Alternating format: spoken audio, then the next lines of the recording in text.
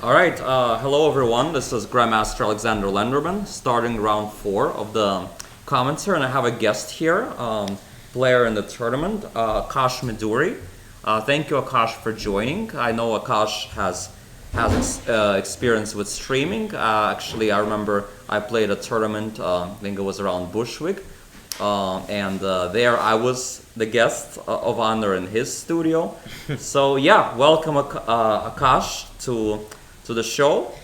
Tell us a few words about yourself. Introduce yourself. Thanks, Alex. Hey, everybody. I have jumped in on commentary duty because I was playing so well in this event, and I'm like, let me try commentating. I'm kidding. I'm 0 out of 3. This is a really tough tournament, but I received a bye, and I can't complain too much. There's gonna be I get basically a free lesson from Lenderman. So, what have you? So, Alex, I'm curious. You decided not to play in the club championship. What sort of dictates your decision making for playing or commentating? Well, I was kind of pondering this decision for a while, like well before the Marshall Championship. Actually, even like once I found out the prizes were good. I kind of really wanted to play, but then I realized that it was overlapping with a lot of my work. So, for example, it overlapped with some of the online classes I taught. It overlapped with my weekend work in the mornings, both on Saturday and on Sunday. I work for this organization, ICN, and it overlaps with that. And I didn't really want to miss too much work. At the same time, I kind of wanted to play, so I was kept trying to decide how good is my form? Do I risk losing work and play anyway? I was like kind of pondering. And then I was asked whether I plan to play by some of the staff in the Marshall. And I said, well, I basically said what I just said here. And I said, like, I'm not sure. I kind of want to wait and see, maybe how I feel. But I said, like, I would love to try to do commentary because the commentary that I did for the MVL Simul, short for Maxime Verchier-Lagrave, went very well. So I thought, maybe I can do commentary for this. That could be an interesting idea. And it turned out that's exactly what he was thinking, where like great minds think alike, I guess. And I thought, okay, well, that's a sign from up above then, right? Like then maybe I shouldn't play, because ultimately at the end of the day, I would just miss out on so much work, so much things I would enjoy doing just to play one tournament, right? And I thought, okay, it's my form these days is quite mediocre. The tournaments feel is very strong, and unless I'm gonna win the tournament, like I just didn't really want to miss so much work. And I thought, okay, in that case, I'll pass. Maybe I'll play some other time, but I think for now I'll do commentary. I've played enough tournaments in my career, but now I want to explore doing other stuff that I also enjoy. Well, so, what you lose in over the board experience this weekend, I'm sure the audience will gain in insights and wisdom from your analysis. So thank you. Thank you for the kind words. By the way, to those who don't know, Akash Miduri is also a master, so he's a very strong player in his own right. And the fact that he's had a tough tournament up to this point just shows the strength of the tournament. By the way, Akash had a very strong winning position against Nico Chasen, like one of the favorites in IM, but Nico was able to escape, and then after that it kind of went a little bit downhill for him. But yeah, it's just a very strong tournament, no weak players, and it can easily happen. Like I could also see myself struggle quite a bit in a tournament like this, so I don't mind not playing at all. I don't regret not playing. I don't miss it, and I'm happy to provide you guys hopefully with some great commentary. So before we jump into the games, who are you? Like, I guess we should probably tell the audience what the standings currently are. I guess we have 3 players on 3 out of 3. Yeah, 2 of them playing each other. That's international master Mikola Bordnik, Joseph Zelton, who is untitled, but he's over 2,400 FIDE. He's soon to be an IM. I think he has 2 norms. I mean, he's just a matter of time before he becomes an IM, and I think he has a very good chance of becoming a GM. I'm actually kind of decent friends with him. We've played training games before. I'm very familiar with his style. He's very dangerous. On a good day, he can beat literally anyone. He won a tournament, I remember, when he was only like 2300 FIDE. He won a tournament ahead of Georgi Kachishvili, Arena Crush, two of my friends. That was even pre-COVID, right? Wow. So it was a while back. He was already like very dangerous in positions with initiative, with tactics. So certainly not a player to mess around with at all. He just beat Kamrakulov in the last. Great game. Like if Sakura the pawn on d5, Sakura's the pawn on c5, open up his bishops. Yeah, just played an absolutely brilliant game. And when he's white and he gets his type of position, he can play like a strong GM. What is the... So I noticed he doesn't even have the FM title. And I know some people do that. Is it like a psychology thing, like a mentality thing? Like, oh, I only want to get the titles that I feel like I've earned? I didn't ask him why he didn't get the FM title. I guess he's very close to getting IM, so he figures he'll just apply once for an IM title. I mean, I guess you do have to pay for that FM title, and I guess he just doesn't see the big upside to getting that FM. I'm not sure. I didn't ask him why, but okay, in Russia there's been even stories. I think I recently listened to an interview by Super GM Alexander Predki, who was about 2680 FIDE or something like that, and he did not get GM title until like I think he was like untitled or CM until when he was 2550 FIDE or something like that. Yeah. Sometimes in Russia that kind of thing just happens. So I think these titles are just a little bit overrated. In some ways. Fair enough. I mean, of course, he's very strong. No. Yeah, everybody knows he's strong. So the fact that he's technically untitled, it means nothing. His FIDE rating speaks for itself, as they would say. As they would say.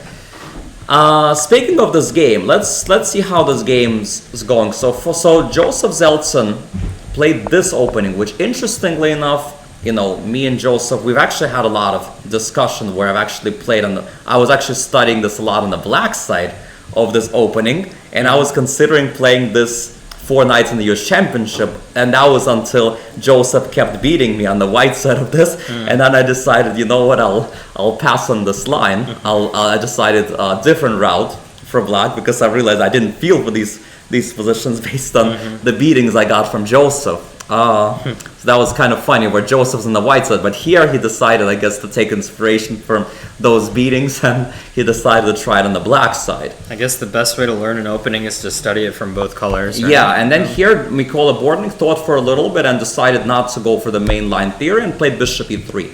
Now the main line theory in this position would be knight takes c6, b takes c6, e5. Knight d5, knight e4, trying to stop d6. This is like the most principal line. And just to give an illustration of how sharp this line can go, queen c7, queen b6, trying to disturb the harmony, weaken the e3 square, c4, bishop b4, and now you must go king e2 because of queen e3. So the fact that you have to go king e2 already tells you all you need to know, right? Like it's gonna be very, very sharp and a very entertaining type of game. The interesting thing, so Mykola just recently, I mean, he used to be like only playing the Alapen, yes. e4, c5, c3, and he's recently migrated to more of these mainline stuff. Yep. Yeah, he's actually been very versatile. I noticed he played a lot of these Norm events, like IM round robins, where he kind of gets just paid to play, and nothing much to lose. And he was experimenting with d4 and move 1, knight f3 and move 1. He really started playing a bunch of different things. So yeah, he became very unpredictable these days. I guess e4 is still sort of his main line, but it's really not clear what to expect from him. Yeah, and he decided, okay, let's not go into Joseph's prep, let's go bishop e3. He can also, by the way, play knight b5, which could either transpose into the Sveshnikov in this kind of way.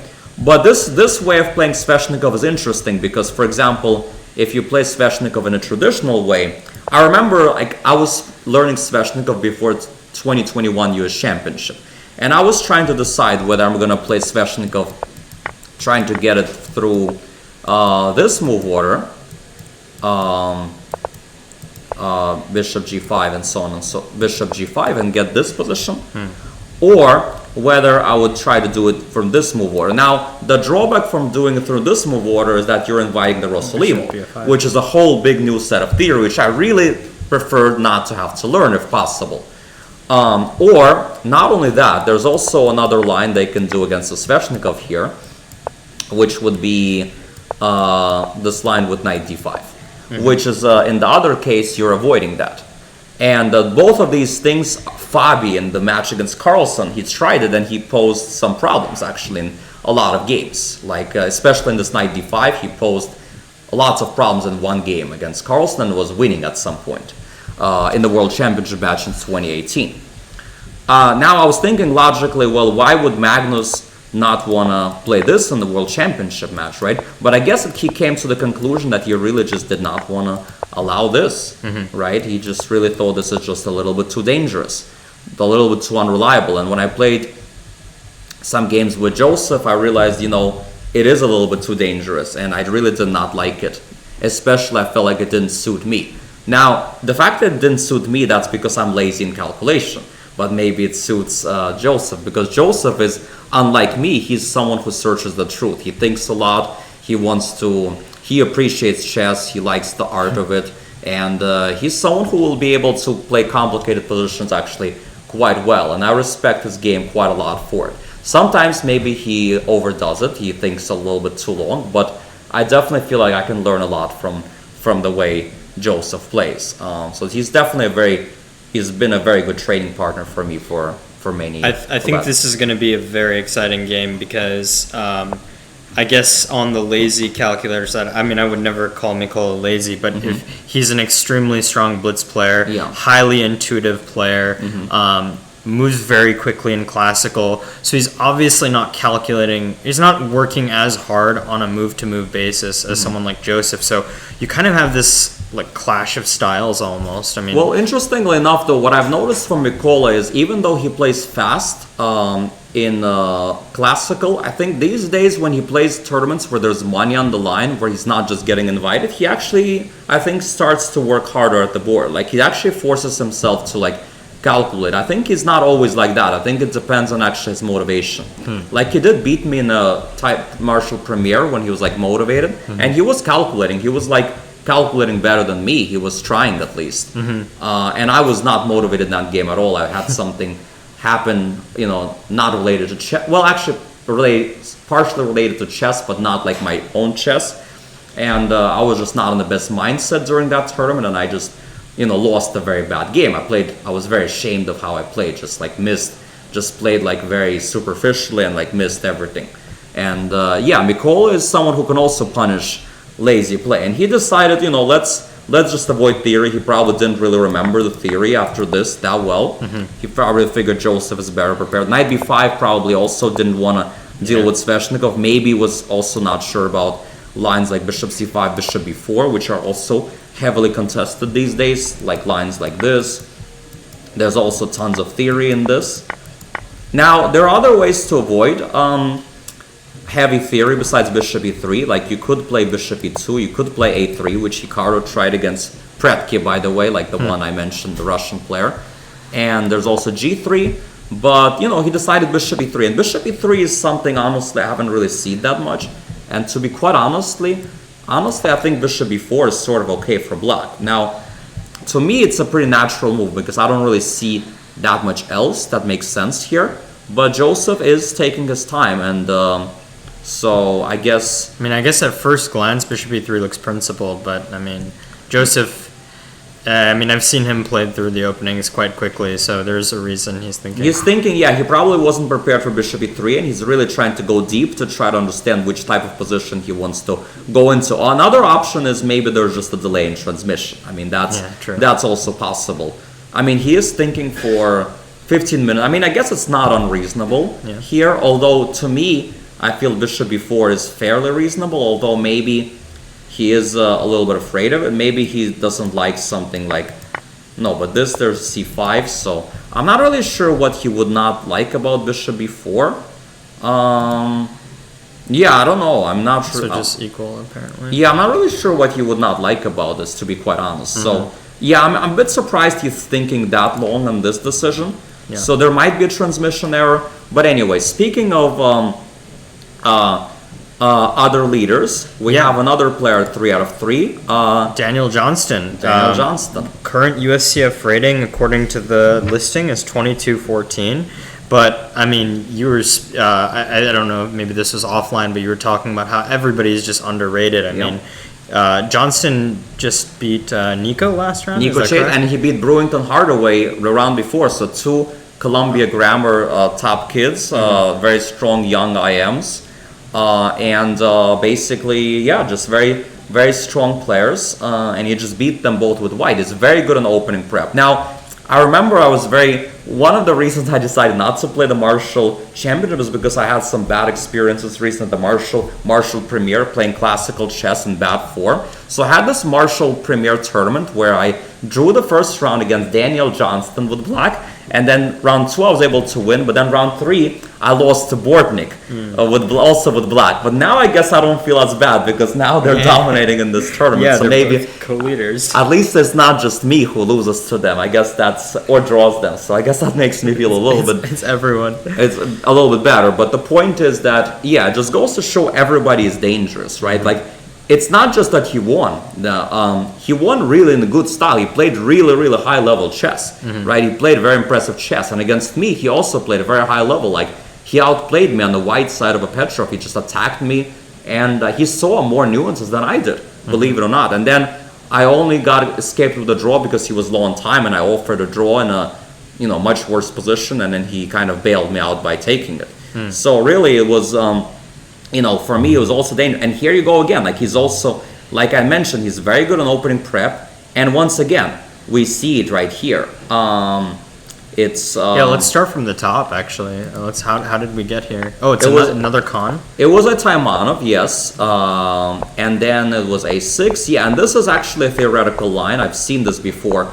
Now, in the past, this has been considered sort of a line that's a blunder because you're sort of losing the pawn on d6, but it turns out black actually has good compensation here for the pawn because of these double pawns, and you trade queens and you get counterplay in the endgame. And it turns out its position is not that bad. And I think it was Magnus who tried playing this at some point with black, and I think he might have outplayed Ariantari, his Norwegian compatriot, on the black side in a classical time control game. And once again, Daniel Johnston is very well prepared. And by the way, Raja Harshit is also very well prepared, also a very strong player. Another player who scalped me recently in a very important game. He beat me, as I already mentioned yesterday, he beat me in the last round of the Chess Congress tournament for the right to get first place. I saw a Facebook post of yours recently on this. So could you tell the audience about that? Yeah. Basically, I was a little bit embarrassed about my lack of professionalism because basically what happened was I played a blitz tournament here at the Marshall against a very strong FM, and he played a line that I did not consider challenging. In fact, I thought he confused his line, and I didn't bother to check the game after because I thought, okay, I did well, who cares, it's a blitz game, whatever, I just was negligent. And then it turned out that the line is kind of dangerous. Then 2 months later, this guy Roger Harshit played it against me in the last round where he needs a win and I just need the draw to win the tournament, also in the Petrov. And he outplayed me in that game. He beat me, and I spent a lot of time in the opening because I didn't know the line really that well. And had I been prepared for that line, had I just was sensible and checked the line after I played the blitz game, I would have been prepared and I probably would not have lost the game. So it just goes to show how you never know what sign you'll get from the game of chess, right? You have to check everything. Like, you never, even if it's some random blitz game online, training, whatever, it's always good to check anything because you literally never know what you will miss out on. It's fascinating how you say it's a comment on professionalism. I mean, I wouldn't have thought it really mattered to check every blitz game, but I mean, I guess it came to hurt you in the long run. It could, yeah. I mean, it might not, but I think if you accumulate over the many games you play, it might hurt you, right? Like you never know what you might miss out on. I think I guess the same message goes to not taking quick draws necessarily, especially in the especially in the earlier rounds, especially if you're a young player. I usually only take draws if I'm trying to clinch first place or something like that. But other than that, yeah, I mean, I think it's better to, especially if you're young, to fight out every game with the idea to try to learn maximum, right? Because let's say you play some position, right? And then you have a tense position, you take a draw in that. Maybe if you would have played that game out, maybe even you lost the game, you could have learned something so valuable in that game that maybe a year from now you'll win in some big game because of that lesson. Yeah. And you just never know. And when you take an early draw or you withdraw from a tournament or whatever else it may be, you're throwing that potential learning experience in the garbage. And it's just not the best mindset to have. I think it's not worth, couple of rating points to do for the couple of rating points to do that. Now, it's different if you're clinching some norm or some prize, in the last round or some master title. Okay, then it's different. I guess then it's worth it to take a draw or whatever in some cases. Then you can sometimes make an exception. But in general, it's always better to fight out every game till the end. So on this idea of like fighting spirit. So I'm looking at this position. You mentioned that black has compensation. Queen takes d6, rook takes d6, king e7, and black is holding. But I would be, obviously Johnston's having a great event right now. But I would be worried to play this as black against a grandmaster. I mean, what do you think is going through Daniel's mind right now? Well, I think he just, this is his prep. This is something, the line he's learned, he's studied. So, he just basically plays what he knows best. Right? It's as simple as that. I think the point is that, it shouldn't really matter if it's against the grandmaster or not, right? You should just, especially against the grandmaster, you should go with your best lines, best stuff. Yeah. Right? That's the basic point, right? You have to, and if you lose with your best stuff, okay, at least you learned something valuable. You maybe study the position deeper, and it will help you in the long run, right? But I think, you never want to lose because you didn't go with your best stuff, right? Because then you'll regret it. What if I would have tried playing something I know best, right? Right. So in my opinion, you should just play what you know best in important games. That's fair. Unless there's a very, very strong reason why you would play something else. Let's say avoiding some deep prep by opponent or whatnot. But most of the time, I would say 80 to 90% of the time, you should just play what you know best. That's especially against an important game against a strong player. So there's a question in the chat. Alex, was there any book that stood out to you when you were national master that you felt helped you to improve your understanding a good bit? Well, to be quite honest, when I was a master, I wasn't really reading a lot of books. I remember I was actually stuck at 2200 for a while, and the way I got through it is just I matured. I was an immature kid, I matured a little bit, and I also played a bunch of tournaments non-stop, and I just got very good with practical skills. I know the way I got to, a decent level, like 1800 and higher, was through a lot of tactics, a lot of practical skills, some basic books where I saw miniature games, some end games, stuff that I enjoyed. I never was an openings guy where I would study the encyclopedia or things like that, because back then there was no Chessable when I was growing up, or the fun way of studying, right? You would have to learn openings, you would have to review printouts that your coach would give you, or some encyclopedia, and I just wasn't into that stuff. I was always a bit lazy, let alone working on hard calculations. So I basically just played online, developed my blitz skills, and just developed into a very good practical player. So I was never really that much of a books guy to begin with, I would say.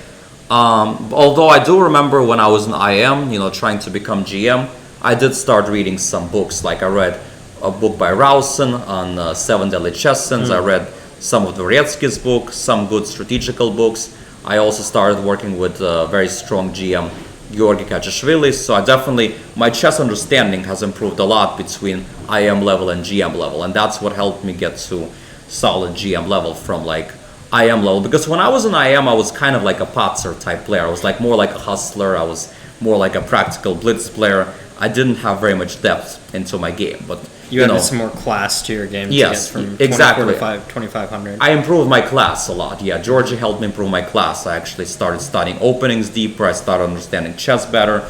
But calculation, I would say, is the one part I was always a bit lazy. That's the one area I never really improved like I should have. And that's why I did not become 2700 feet. That's why I didn't become Fabi or Shankun, who would really work like a dog, right? I tried to do things that I enjoyed more, things that are a little bit easier, but I wasn't really ever one of these guys who would go completely that extra mile to do the really draining things. And that's why I became the way I did. I became an average GM, but nothing special, right? Not more than that, right? Well, I think most people would say your peak was like over 2,600 feet. 2654 feet, like 97 in the world. And my That's peak, pretty special. in my peak, I was a strong GM, but I was never like a US champion. I never played in the Olympiad. I never was above 2,700 or played the candidates, right? So, there's most GMs. Like there are a lot of GMs that even in US who achieved way more than me. So, I think. Yeah. We have to thank St. Louis Chess Club for the raid of Party of 213. Welcome, everyone from St. Louis. That's awesome. Oh, yeah, thank you. Yes, thank you so much, St. Louis Chess Club. Yeah, it's an honor, and yeah. We are just doing some commentary on the annual Marshall Chess Club Championship, the Edward Lasker Memorial. This is currently round 4 of 6, and we've just been taking a look at the leaders. There's currently 3 players on 3 out of 3. But Alex, maybe we should take a bird's eye view, see some of the other games. Yeah, absolutely. Before we go there, I just want to check a question. Alex, my name is Sam. I'm a 2100 USCF player who's been struggling to get a man for a while. Any suggestions to make them final push? Okay, so that's a very good question. Are you an adult player or are you a kid? I guess that's also like a question. Maybe tell me a little bit about yourself, and while you write that, let's go on to other games. All right, so we have this game Grand Zoo against Arena Crush. All right, so that was a C3 Sicilian. Actually, I played Grant a couple months ago. He played Smith Moore. I guess he's been looking at these like C3 lines. Yeah, knight c6. Wow, bishop c4, bishop takes f3, and now queen a4. Now, this is the kind of thing, I think at some point I might have seen a Keres game where there was like or maybe it was a Benko game, I forget, like where there was some theme in the French where like queen b3 or queen a4 happened, like some intermezzo. Because the point, of course, of bishop f3 is that if knight f3, queen c4 doesn't really work, right? And if queen f3, you don't really want to trade queens into this isolated pawn type position where, black has a good endgame. So white plays this fascinating move, queen a4. Do you have any idea what's happening? I have no clue what's happening here. We should check the opening book. Let's see a database. Has anyone played this? I forget how. Oh yeah, I think it's here. Yeah. Okay. Yeah, so I don't think there's that many games. Yeah, there's just a few, right? I know Lichess Master database isn't so big, but if we click the Lichess tab, maybe there's games in this. Not that many. Not that many games. Yeah, so maybe already this is queen b3 looks like the most popular move, but I'm wondering if this I wonder if like maybe knight c6 is not the most popular, right? Like maybe e6. So maybe let's see the engine very quickly just to see if we're going crazy. Yeah. So bishop f3, queen a. Oh wait a second, queen a4 is actually a mistake because black has an amazing move here. Bishop to d1. Wow. What? Wow, bishop to d1. That's so sick. And then go queen takes g2, and after this we win a piece. Wow, bishop d1, insane move. Let's see if Irina... So Irina's been thinking for like 9 minutes here. Now I have a feeling she missed queen f4, and I mean, I have a feeling if she saw bishop d1 she might have played it quicker, so I'm wondering if she even sees the move. That will be very, very interesting. Can we flip the board real quick? I just want to try to get this from black's side. Yeah, absolutely. Like, what questions do you have to ask yourself over the board to even come up with this idea of bishop d1? I mean, it looks so insane, even knowing the move. Yeah, exactly. Let me just follow up with the chat. So, hi, I was late to the game. Thanks for the games. Yeah, Grant, white is more prepared. Grant knows this, and okay. So first of all, yeah, Jay Bell. Just to answer your question, so you're an adult trying to become a master. Yeah, it's a very difficult question, right? It's very general because it's like very depending on like your style and how long exactly you were stuck. Yeah, I think you have to really do some deep soul searching, right? Whenever you're in a plateau, try to like go deep into the games, like be very honest with yourself. Try to figure out some patterns, like where you're like making the most mistakes, and then create a plan, a training regimen, which will really help you weed out those kinds of mistakes. It's really very difficult work, right? You have to be super disciplined, right? It's not, I'm just gonna tell you right away, it's not easy, but I think with a really true disciplined approach, I definitely believe you can do it, and I think you can probably do even better than master, but it's a question of really figuring out where you're going the most wrong and try to really be critical and honest with yourself as much as possible, right? I think that's the biggest key. And then once you understand, then you'll know, okay, which material you should study the most, how you should train, and things like that. But it's definitely a very, very difficult question, and thank you so much for the question. Oh, so it looks like we have some moves. Oh, no, I this don't. is the analysis? I don't think so. So let's just go back. So So no, Irina, by the way, missed it. She did not find bishop d1. I mean, if she found it, that would be insane. I mean, I think it's it's a crazy move. Yeah, it's one of these moves that, like, I feel like traditional players like me or Irina, for players like us, it's a very hard move. Now, a player like Hans Niemann, on the other hand, finds weird moves a lot. And I have friends who are also very talented. They might be lower rated than me, but they find moves like that. But they also sometimes do more unforced errors, right? Like Hans Niemann, for example, is one of these players. As an example, he finds sometimes brilliant ideas, but he also does a lot more unforced errors, maybe than like other people his level. So it's like one of these things, like where, I think that for some players, finding these weird moves is easy. For other people, it's hard. Like, for example, I had a US Championship in 2021, where I had several opportunities to get big advantages or even win games thanks to weird moves. And I failed all 3 times to find those weird moves to get like an upper hand. If I had the capability of finding moves like bishop d1 regularly, I would have almost certainly been a US champion in 2021. But I did not have that skill. I did not do enough algorithm, I did not do enough calculation, I did not do enough studies, I did not do enough training in that regard. And as a result, that part of my game was missing, and I failed to become US champion. I was half point short, and the rest is history. And now I'm probably not even getting into the US championship. So yeah, finding weird moves like that, being creative, being open-minded is a very difficult skill. It's definitely not something you could take for granted. It's much easier said than done. There are just some players who can do it very well and other players who cannot do it as easily. But it's a very instructive moment for sure. Yeah, I mean, I would love to see Irina's reaction when she discovers this bishop d1 resource. Yeah, well, I'm not gonna call her in if she doesn't win, though. Of course. Well, maybe. I mean, I guess if it's a draw, it might be okay, but definitely not if she loses. Yeah. But if she wins, we'll definitely ask her. But I'm almost certain, I'm 99% sure she just didn't see the move, because I'm obviously. I think if you see the move, how do you not play it? Yeah, right? Like it's invisible move.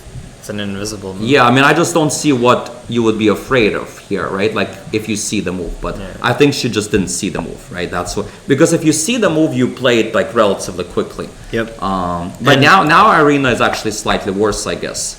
And just to both Grant and Irina are currently on 2.5 out of 3, so both undefeated, having very strong tournament. So still in the running for this title for club champion. All right, we have some more chat. Okay, so we have a question. What's the biggest mistake chess players under 2450 are doing? I feel people are playing too one-sided.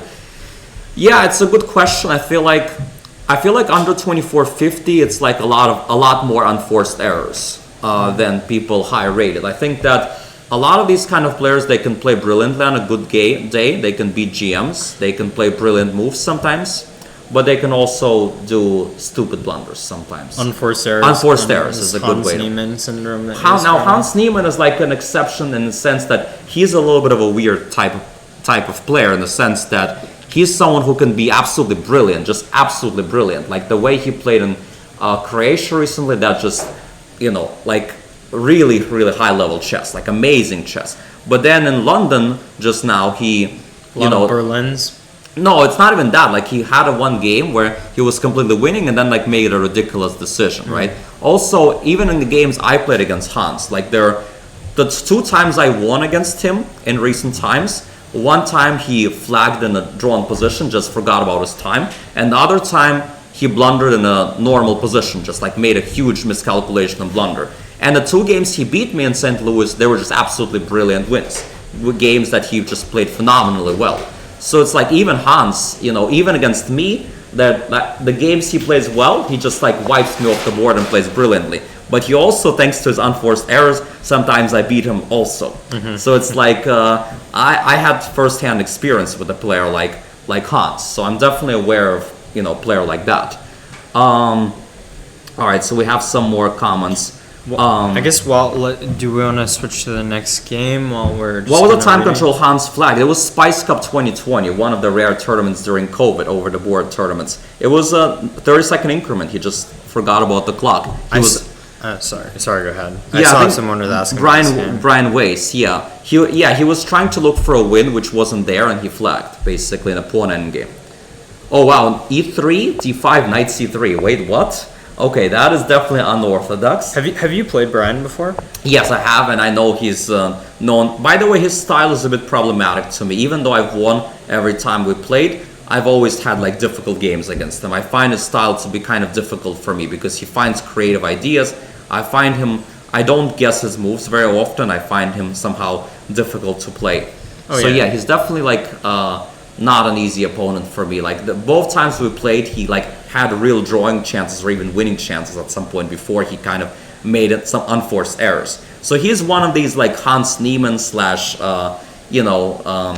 players who is like also like that, right? He makes unforced errors, but he's also could be brilliant. He's a gamer. He's a gamer. I'm a fan of Brian's. I think he plays absolutely any opening he decides to. I mean, what is 1 E3, 2 Knight C3? I don't even know if we can find that many games in the database with this position. Yeah, none of 4. Yeah, just a very weird chess. Well, yes. Now it's somewhat normal, I guess. Somewhat, yeah. But I'm surprised that he played Knight C6, allowing Bishop. I guess he maybe played like this against John Lodger Hughes because John Hughes gets into time pressure a lot. It kind of makes sense, but I'm surprised John wouldn't play A6, B5. Just why not prevent Bishop B5? Like, where is the Bishop gonna go? Well, I know John's not so active anymore. I think he's a full-time like engineer. I don't see him so often at the Marshall, but no, he plays. And I think I see him a lot in Marshall Premier. He plays tournament. Wow, he played A6 actually. Wow, he actually played A6. That's to me is very surprising. Like I think White wants to do that anyway, and I feel like White is happy with this Rosalimo type structure, and now he has this bad bishop. Like I'm a bit surprised with the way C-pawn is a liability. John handled the opening, honestly speaking. Now something like B3, bishop A3, knight A4, it's just standard, and the bishop is quite bad. So I don't know. I'm very surprised by A6. So maybe Brian Weiss makes sense. The guy's theoretical player. He wanted to get him to think on his own, and it's kind of working, I guess, so far. He got this unconventional position. He's up on the clock, and I would be very happy to get a position like this against anyone. Absolutely. John Hughes got scared. It's hard.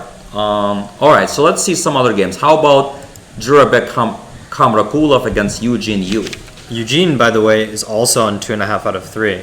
So we've been sleeping. I didn't even realize that till now, but very good score. Yeah, he beat 2 low rated. I mean, he had up and down. He had a very bad tournament in the World Youth just now, right before. He was like above 2,200 FIDE. He was on his way to make FM.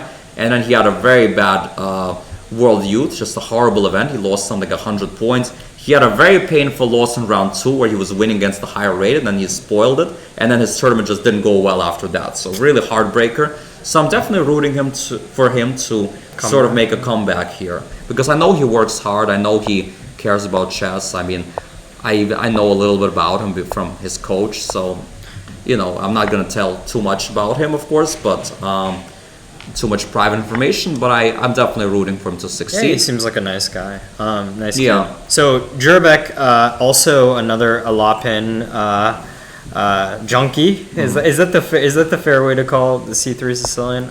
Jurabek is like actually he also likes C3 Sicilian, probably even more than Mikola Bortnik. At least Mikola plays his mainline E4 stuff sometimes. Sicilian. But it looks like from what I could see, Eugene got a pretty normal position. I mean, I guess they're both out of book, but looks like they're both out. He got a good position. So wait, can you explain what you mean by normal position? This does not look normal to me at all. But I'm also not Grandmaster.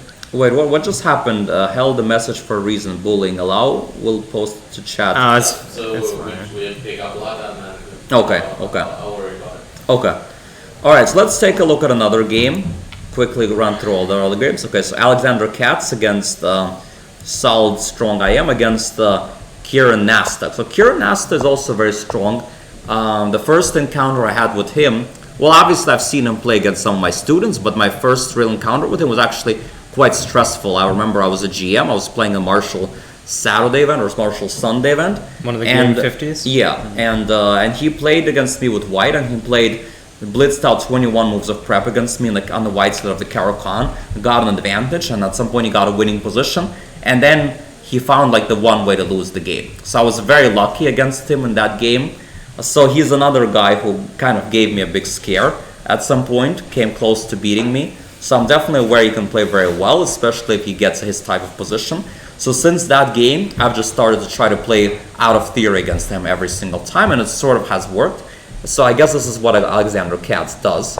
He tries to just avoid theory. Funnily enough, I had a game on the black side on the Caro-Kann, same line, against Alexander Katz, and Alexander Katz actually played it worse, and I won a very nice game in New Jersey against him. And I think the game I played against Kieran actually helped me prepare that better, so at least I got something out of it. But yeah, here Alexander clearly is just going for some complicated fight. By the way, a3, the idea is to either go b4, and in case of a5, I guess he wants to maybe take advantage of this weak square. Yep. So for example, d4, he maybe wants to go knight b5 and park the knight there, and it's kind of like... It's one of the drawbacks of these like fashionable flank pawn moves. I mean, yeah, h4 or h5, a4, a5. So they got an equal tense game, I guess. But I guess like if you're Katz, right? That's kind of what you want. Yeah. You don't want to have some like theoretical debate exactly against a lower rated player. You just want to play a game. Yeah, exactly. And I think I would be happy with a position like that against Kieran. I mean, white is a tiny bit better. You avoid the theory. You're a little bit up on the clock. So I think Alexander Katz sort of got what he wanted.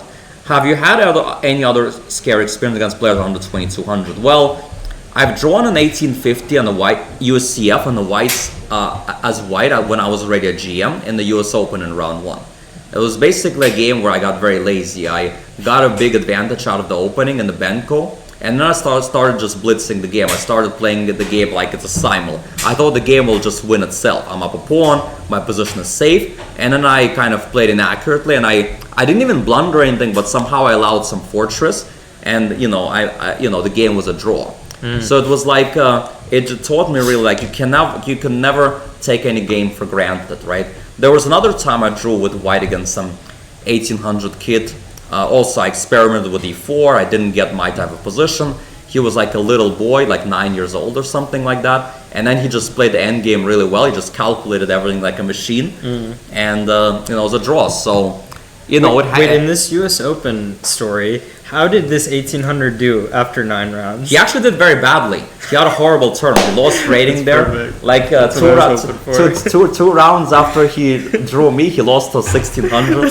I was like, I couldn't believe what's happening. Well, you gifted him probably his greatest ever chess experience. Yeah, and then he just like couldn't focus on chess anymore.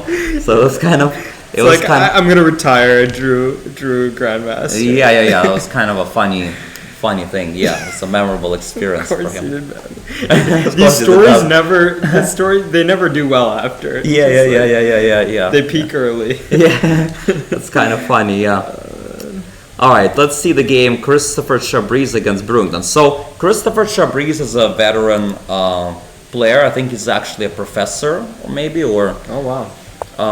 If I'm not mistaken, or he has some big academic title, if I'm not mistaken, maybe statistician, something along those lines. I think he did some interviews recently on the chess podcast about adult improvers, and he's been getting back into chess recently. His son also plays chess. He's maybe around 2000 or something. And here he plays against Brewington. Brewington goes for this line again, which he did against Johnston in round 2. Against Johnson he lost. And here he tries again, and he got this King's Indian type structure. By the way, I'm sure it's been mentioned, but congratulations to Brewington on clinching his IM title in his first Grandmaster norm. Yeah, absolutely. Kid's a beast. No, I was very happy for him because I know that in the World Open he just missed breaking 2400. He got all his norms, but he got to 2390. He just missed getting the title, and then he had some bad games, bad events, and he dropped all the way to 2340. So he had to deal with quite some adversity actually to get that. But then he had in November, he had a great month. He had 2 great events and he gained all his rating all the way to 24-35 FIDE. He got a GM norm, he got an up. So I'm very happy that he was able to deal with some adversity. He overcame it and he got there in the end. So proud of him. Good job to Brewington. Definitely congratulations. Definitely rooting for him to continue succeeding. Oh, speaking of board 1, by the way, remember we talked about Joseph Zeltson, not sure about whether he was thinking for 15 minutes or not. Well, yes, we just have a word that board 1 actually has a DGT error. So not surprised. Yeah, like remember I mentioned how we were surprised that he would be thinking for 15 minutes on bishop b4 or whatever else he would play. Well, yes, there was a DGT error. I had a suspicion that that's probably the case. But the first time I played Joseph was at a US Masters, and it was around move 6, and he spent 30 minutes. So, I was, partly thinking maybe he is actually... Yeah, he might have been, yeah. He might have been thinking, but I felt like in that position, though, bishop b4 is kind of too natural to be thinking for 15 minutes. That's fair, yeah. But yeah, I wouldn't be that surprised either way. Okay, so Liam Putnam against Evan Rosenberg. So Evan Rosenberg has had a good tournament so far. Undefeated. He drew Arena in an interesting fighting game. We had him in the studio yesterday. He got a bad position out of the opening, but found some resources, and then he came back and almost beat Arena. And then he drew around 3 as well. I think did he get a bye? Or maybe it was a bye, yeah. So he's undefeated. He's undefeated, yeah, he has a good event so far, and here he's playing against Liam. So Liam's playing a slow Slav, it's a very solid opening. How was Liam's game? He played Mikola last round, right? Yeah, against Mikola, I think he got slightly worse out of the opening and got slightly ground down in the end game, from what I remember. I didn't check it that closely because I was not the one doing commentary, it was Nathan Resica. But we briefly took a look towards the end, and that's how it looked like. It looked like a fair game where Mikola sort of outplayed him a little bit. Gotcha. So in this game, he goes for this knight c3, and black goes a6. Now, more common is e6, but a6 is also a line that I know that I've studied from both sides of it. It's like an Avruk specialty, right? Avruk specialty, yes, definitely. Yeah, knight e5. Knight e5, I think, is definitely one of the principal moves. There's also queen b3, which is quite popular. I know Sam Shanklin recommends that in his course. But knight e5 is a move I've studied as well. I've actually done some analysis, including for Olympiad in 2016 for Shanklin and Wesley So and the guys like that. I've actually studied this position quite in depth. Of course, I don't remember the analysis very well, but knight e5 is one of those sharp lines, which is very principled. Liam did think for 3 minutes, so I'm wondering if he was just choosing, maybe he knows both lines, queen b3 and knight e5, so I'm just wondering if he was choosing between those, just trying to figure out what he remembers better. So he tried knight e5. Evan played h5 very quick. Now h5 is definitely prep, because h5 is not the kind of move you would just play without prep, especially quickly. So this is definitely... What was the timestamp? Oh, he played it in less than 30 seconds? Yeah, no, it's definitely prep. H5 is just not a kind of move you play without prep. So the point of h5 is, of course, that if you go e6, I'm going to go g4, here h4, and I'm going to go h5 next move. I'm going to trap your bishop as such. And you never want to play h6 prophylactically because knight takes g6 and your pawn structure is run. Exactly, precisely, yes. So that's why that's the idea of playing h5. h5 is a very double-edged move.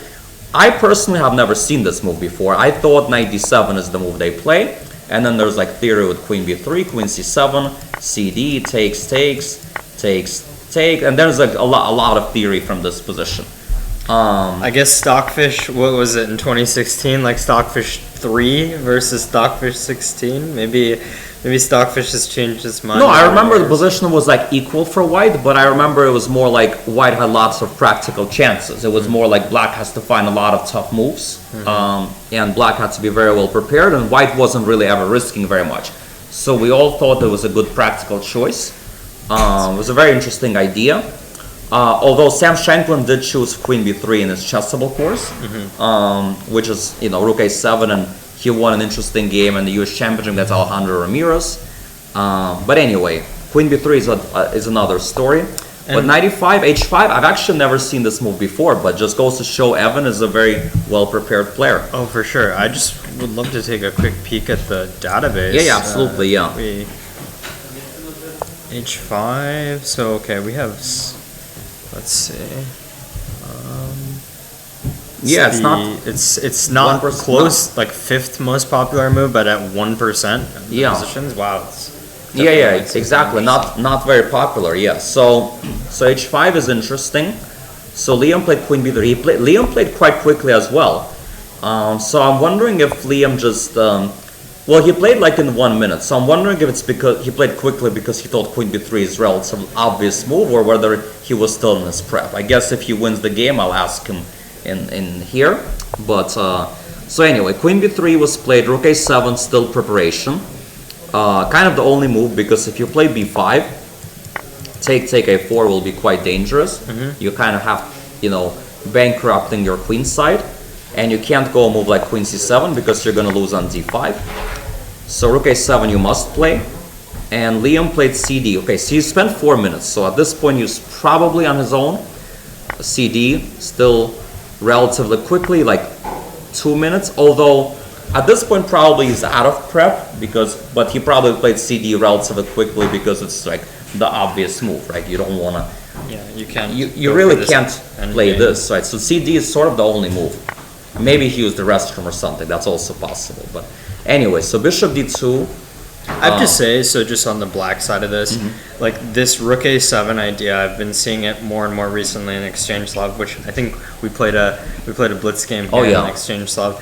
But I always get sad.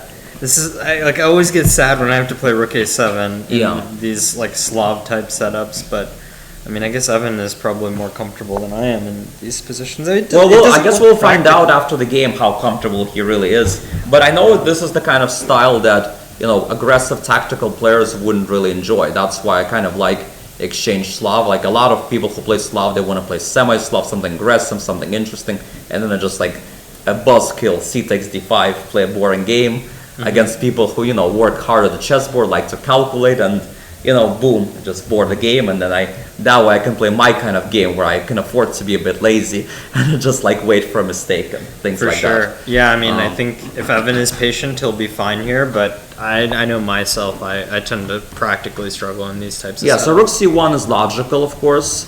Getting the open file, Knight BD7 is logical. Wow, the engine says some Bishop B5, some interesting move if AB Knight B5. But wow, the thing Knight C7. Yeah, the thing is you don't have to take, right? You can go here and then it's not so clear. So anyway, so Liam took on D7. He did spend 6 minutes on that one. Evan took back. And if Queen D7, Knight Queen B5. Exactly, Knight B5. Same resource. Yeah, AB Bishop B5, exactly. So yeah, Knight D7 is sort of forced. And now Bishop B5 apparently is still some kind of an idea, trading the knight, maybe going Knight A4, but it's quite a deep idea. So Liam played Bishop E2, which kind of makes sense. Oh, it must be Bishop B5, Bishop E7, Queen A4. Is it? Let's Queen see. A4? Queen A4 is possible, but I guess there's no big threat. I can sort of play B6 and kind of ignore it. Oh yeah, I guess I thought. Or maybe even H4, and it's not so clear. Yeah. It's very complicated, right? Yeah. So Bishop E2 makes sense. H4, okay, getting the pawn out of attack. H3, stopping H3 makes sense. Bishop E7, castles, and now Bishop F3.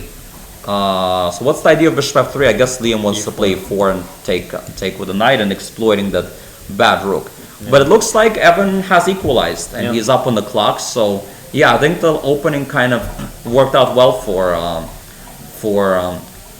Evan here. Liam played logically, but I guess, if you really want to pose problems, you need to play one of these Bishop B5s or something like that. So credit for Evan for finding this, researching this deep opening idea with H5 and knowing it pretty well, and then reacting well after that. So definitely the opening was a success for Black. He got an equal position up on the clock, and now it's going to be onus is on Liam to prove, that he's a better player. So I'll play him later on. Absolutely. I think we have a question though. I think Liam is solid. I feel H5 is not scary. I don't like Knight F3 by boarding. Okay, so we have a comment on the boarding game. So maybe let's go back on the let's boarding. check that. I guess maybe the delay might be resolved now. Well, let's check. Yeah, it was resolved. So bishop e3 was indeed met with bishop b4. Oh, and that was played instantly, by the way. Remember, it was like Yeah, 15 yeah. minutes? Well, not instantly, but within 2 minutes. 2 minutes, yeah. Yeah, which makes sense. Yeah, there's no reason why you would think for too long on that move. Bishop d3, castles, and here Joseph played d6 also rather quickly.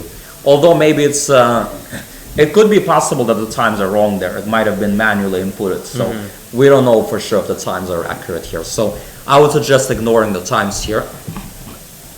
Knight f3. Yeah, now Joseph, I guess, could take on c3, play e5, and get this very nice pawn structure. I think black is perfectly fine. In fact, I would probably take black here. Takes e5. This bishop on d3 is sad, and you're going to have this nice pressure on the queen side. I really like black's position here. I think Joseph has a good chances to win this game. Wow. Yeah, and I mean, if you're white, I didn't even know what the approach is. Yeah, I would not enjoy it. You just just have to hold? sit and wait. Yeah, I would not enjoy this at all. Yeah, so I agree. I don't like Bortnik's play in this game. So definitely the surprise worked very well for Joseph here.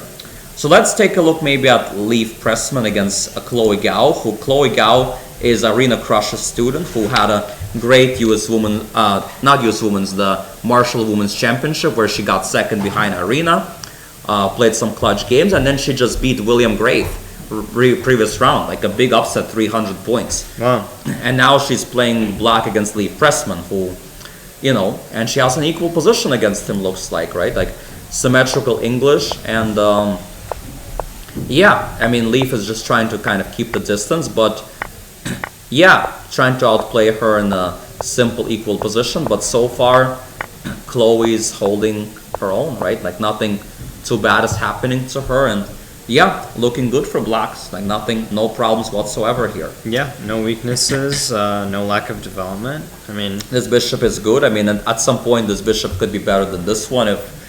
So definitely bishop f5, bishop e4 is a very logical trade. she's doing great. Yeah. If f3 you go back, then this bishop blocks in. So it's perfectly good position. Tough pairing, but she's doing very well so far. And good on the clock, and we'll see. So Zachary Tannenbaum is the current reigning Marshall Club champion. And he's playing against his hero, David Grasso, who last year beat Jurabek Hamrakulov in the last round, who helped him win the title. Because if David Grasso would have lost to Hamrakulov, as maybe would have been expected by rating, then Hamrakulov would have been a clear winner. So now, he's playing his hero, David Grasso, in this game. I was also, I had the assist in this too because Zachary beat me in the last round. Unfortunately, he's a very slippery player. Very slippery player. He's a good blitz, which is typical because he's a very good blitz player. And to be a good blitz player, you have to be slippery. You have to have these good practical skills. Yeah, he's very good online, right? All these players who are very good blitz players online, you have to be slippery, right? Like you have to be kind of. I guess I'm always so shocked to see it, even though I know it's coming, because he always looks nervous when he's over the board. Yeah. He looks so terrified, but he consistently gets himself. I mean, he's coming late, like 30, 45 minutes late every game. Like he lives in this pressure situation. Yeah, he's an epic fighter. It's like his style, nothing special. Openings, nothing special. But he's just a warrior. He's just a real warrior at the board. Like he really just a great fighter. Yeah, I mean we have one of the driest Londons possible right now, but let's see. It's probably gonna cook up. Well, it actually started with not the London. It started with the Caro-Kann. But yeah, I could have transposed from a London actually. Yeah, and this is all sort of theory. David Grasso seems to know this kind of well. Typical stuff, right? Black's trying to go for the minority attack. White will try to attack on the queen side. I would probably prefer something like rook AE1, honestly speaking, 95, to try to trade maybe these bishops and then go for some king side attacks.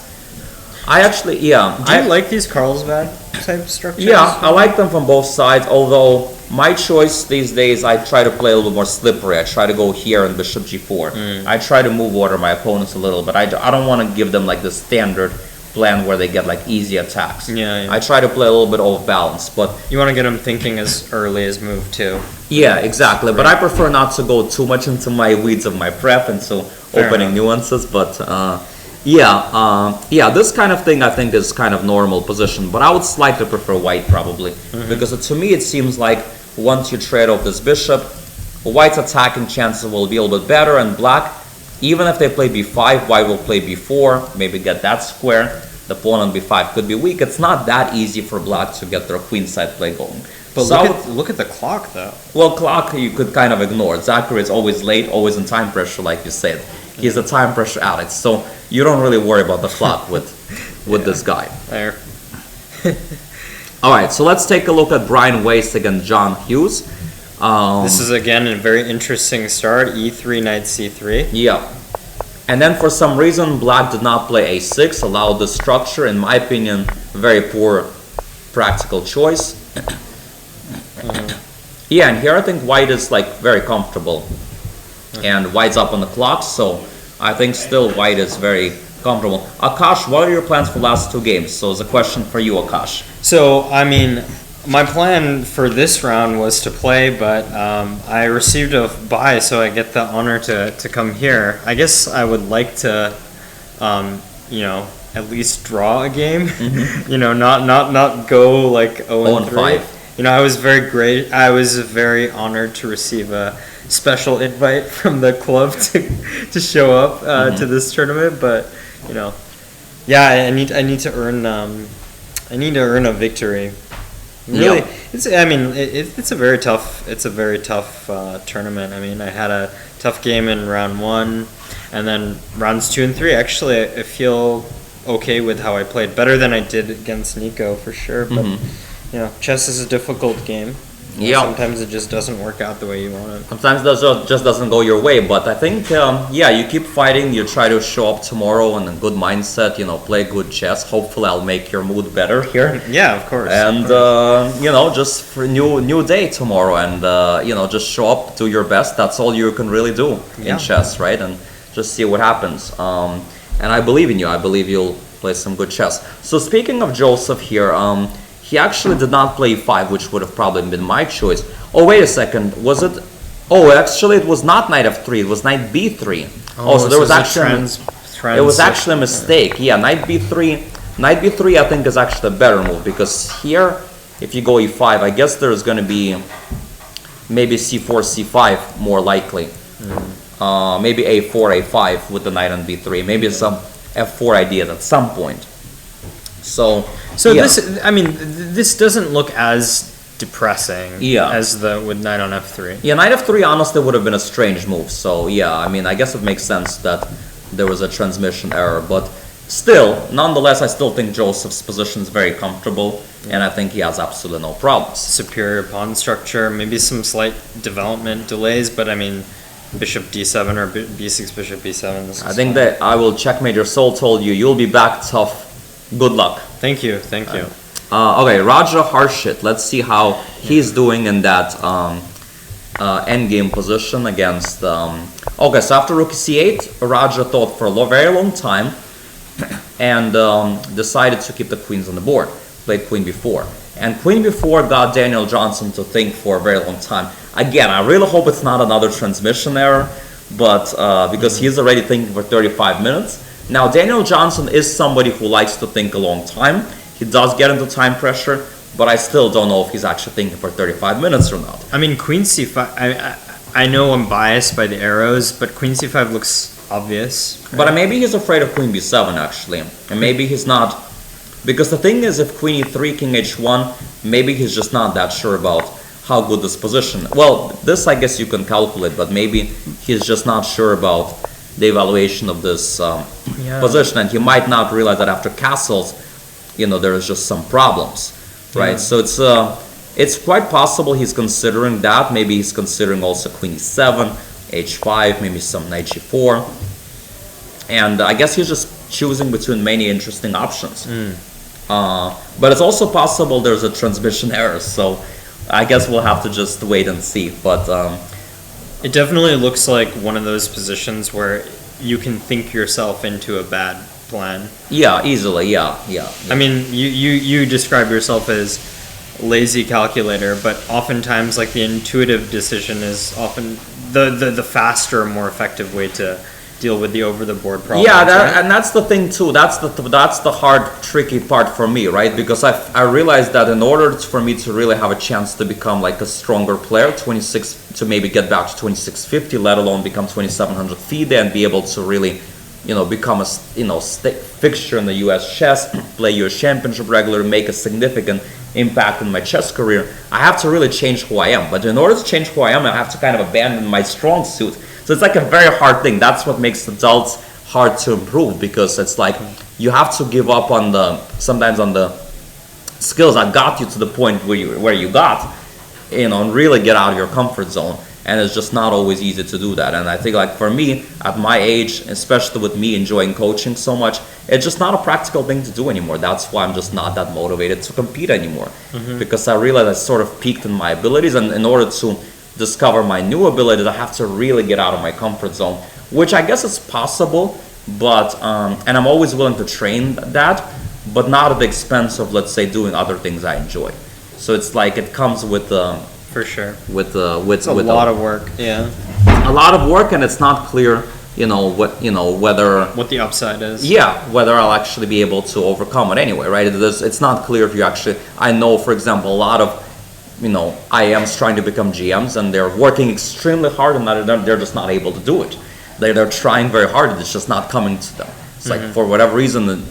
So it's like even if you are a very hard worker, and I see all those struggles, and it's just like makes me not as motivated to like do that hard work. But because even with that hard work, it's far from a guarantee that you're gonna reach that new level, let alone if you don't work like extremely hard. So it's like, but I guess some people just enjoy working hard. They enjoy like really. They love the grind. They love the blood, sweat, and tears. They love the game of chess so much. For them, it's just so much of an art. For me, it's just too much of a game. I just love to win. Like that's really, I'm too simplistic. I just want to win. I don't like to. Oh, I have a question for you, Alex. Yes. Actually, this is a debate that I've asked a number of people, not just chess players, but just across a wide variety of domains. Do you love winning more than you hate losing? Yeah. It's a very I would ask everybody, like audience and chat, like, do you love winning more than you hate losing? Because I think the answer says a lot about. No, that's a great question actually. I think that when I win a big tournament, it's more like a relief that I did not, mess something up. I did not F something up. Excuse my language. I did not do something stupid or something. Whereas if I lose, it's like very painful. I have a lot of regrets. What if I would have done that? What if I would have just been a little bit more professional? What if I would have just like studied a little bit harder? There's this very big regret. But if I win, it's like, okay, I did what I was supposed to do. I trained all this hard, and eventually I kind of like, okay, now at least I got that result. So the reason I work very hard is not because I enjoy chess so much. It's because I hope that eventually there will be light in the end of the tunnel. Eventually there will be that result, and I just don't want to have that regret that I did not do my maximum with my chess potential. It's more like because I'm afraid of that failure, afraid of that regret. So I would definitely think, in my case, I'm a little bit more afraid of failure than I like obviously I really enjoy winning, but I definitely feel like I dislike losing, and not necessarily just losing, but failing in a tournament, like not winning a key game. Even if it's a draw, that's like very painful. It's the same thing. It's just like not winning a tournament, not winning a prize, right? Like it could be with like 3 draws or whatever, 4 draws, and it doesn't necessarily have to be because of a loss, right? Like I don't mind a loss if I end up winning a tournament at the end, right?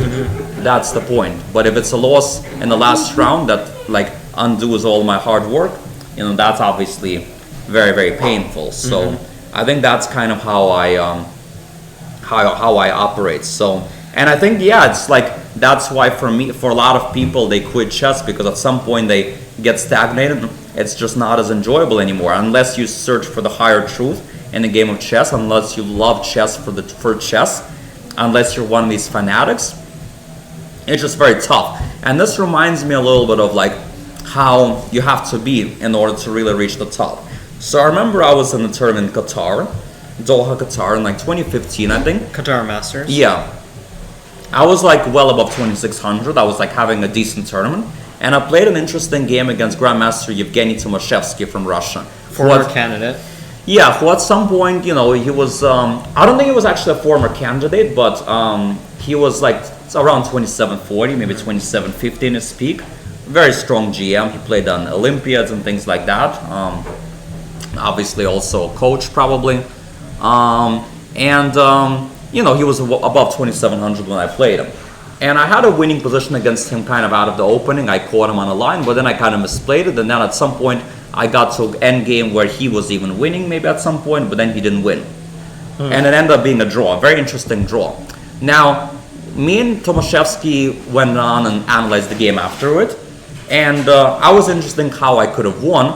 And then we kind of went over it, but then he wanted to just go on and on and on, like on how to play that endgame. He like really wanted to go very in depth into that endgame without the engine, without anything. Like he really, I could sense his love of the game. Like he just really wanted to find the truth. He just really wanted to dive into it. And then all these other Russian guys showed up, like Dubov, Fedoseev, and all these other guys. They were like so interested, so intrigued by that endgame. That was just like fascinating for them. And I was thinking, that's why I'm not 2700. I don't have that passion. Like I just want to go to the engine and find the truth quickly in a lazy way. I just don't have that that kind of drive where I'm willing to struggle through it and like sweat and tears and just like grind and like for every nuance, for every inch. It's just not me. I want things to come natural for me. And when things don't come to me natural, I just I just give up a little bit too easily. I'm a little bit too practical in that sense. That's what I meant by being a little bit lazy. I don't have that fanatic love for the game where I'm willing to sit through a position for 1 or 2 hours without the engine and just grind that end game and just like figuring out the truth through sweat and tears. That's just not how I operate. So obviously you're an extremely strong player, but that sounds like a crazy group. That's like what average FIDE rating of 2700 right there. Do you ever feel intimidated when it's like that many super GMs like within? It's funny you ask me. I used to be a very starstruck type player. Yeah. It's used to be in that when I was like, I used to think like, okay, it's like not even natural for me to just even say hello or talk to like an elite player. I am not worthy. But of course, eventually I got over that. I mean, once I started playing more regular US championships, once I became like more of a fixture in US chess, became a more of a solid 26-50 player for a long time, and then I even coached the Olympiad, interacted with like Wesley and Fabi. Okay, now I'm not like starstruck by those guys anymore. Like now I can actually talk to them like normal people, but I know that like in the beginning, of course, I was very starstruck by those guys, right? I was kind of like, which is not good, of course, but yeah, that's how I kind of was. I feel like it's human, right? Yeah, human, yeah. It's like if we spend so long on something, you obviously have a lot of respect. I think that's also because those kind of guys, they would be like very professional, they were very focused, they wouldn't be like very social during tournaments, so it wouldn't be natural for me to just like talk to them. And I feel like that's also one of the things that was like not the best for me.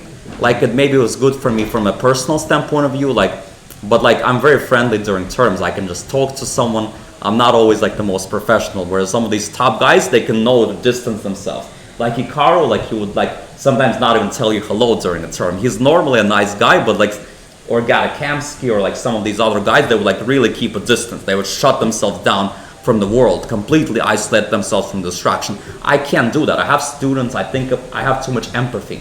If somebody tells me hello, I cannot just ignore them. If a student writes to me about their concern and they just, any 1800 had a bad tournament and they lost to 1600, I want to encourage them and I want to talk to them.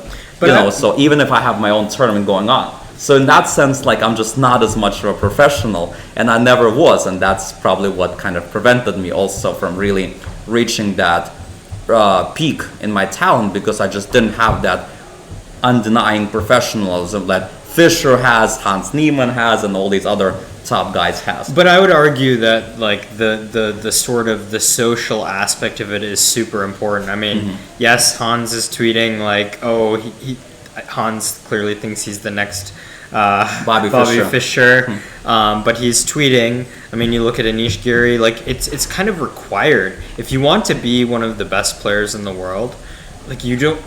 You need to be social to get these invites. No, but tweeting is a different kind of thing, right? Like you just like write something once in a while, but it's different than, let's say, interacting with like a parent of a student, or like someone finds you at a tournament and you just start talking. Now, I've learned to kind of keep a distance from certain type of people during tournaments, but at the same time, like I can't completely shut myself down, whereas some people definitely can. Like the rabid parents, like the ones that are just like, oh, we need you to. We all know them, right?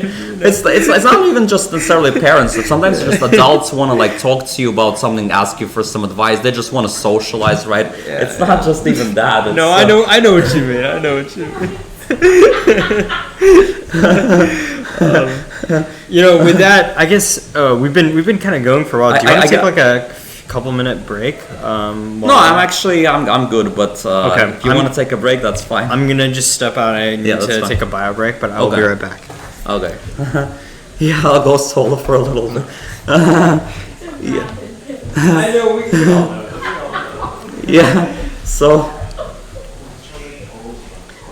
anyway, with that in mind, I guess that's another reason why I'm not playing and I'm a commentator, because I prefer to be a little bit more social rather than like be zoned into my tournament and or be ultra focused and be afraid to make a single mistake and lose the game. It's much easier to criticize from a side here. But all right, speaking of criticizing, well, let's criticize some more players.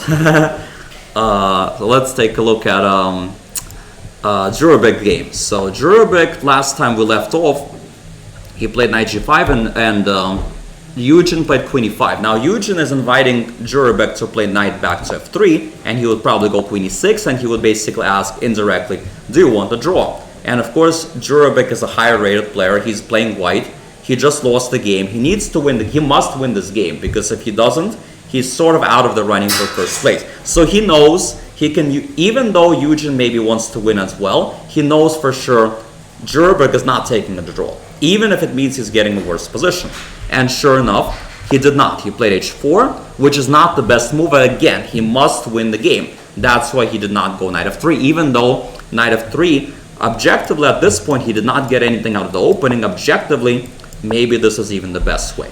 But he didn't do it. He played h4, f5, offering a queen trade, d4, en passant, of course.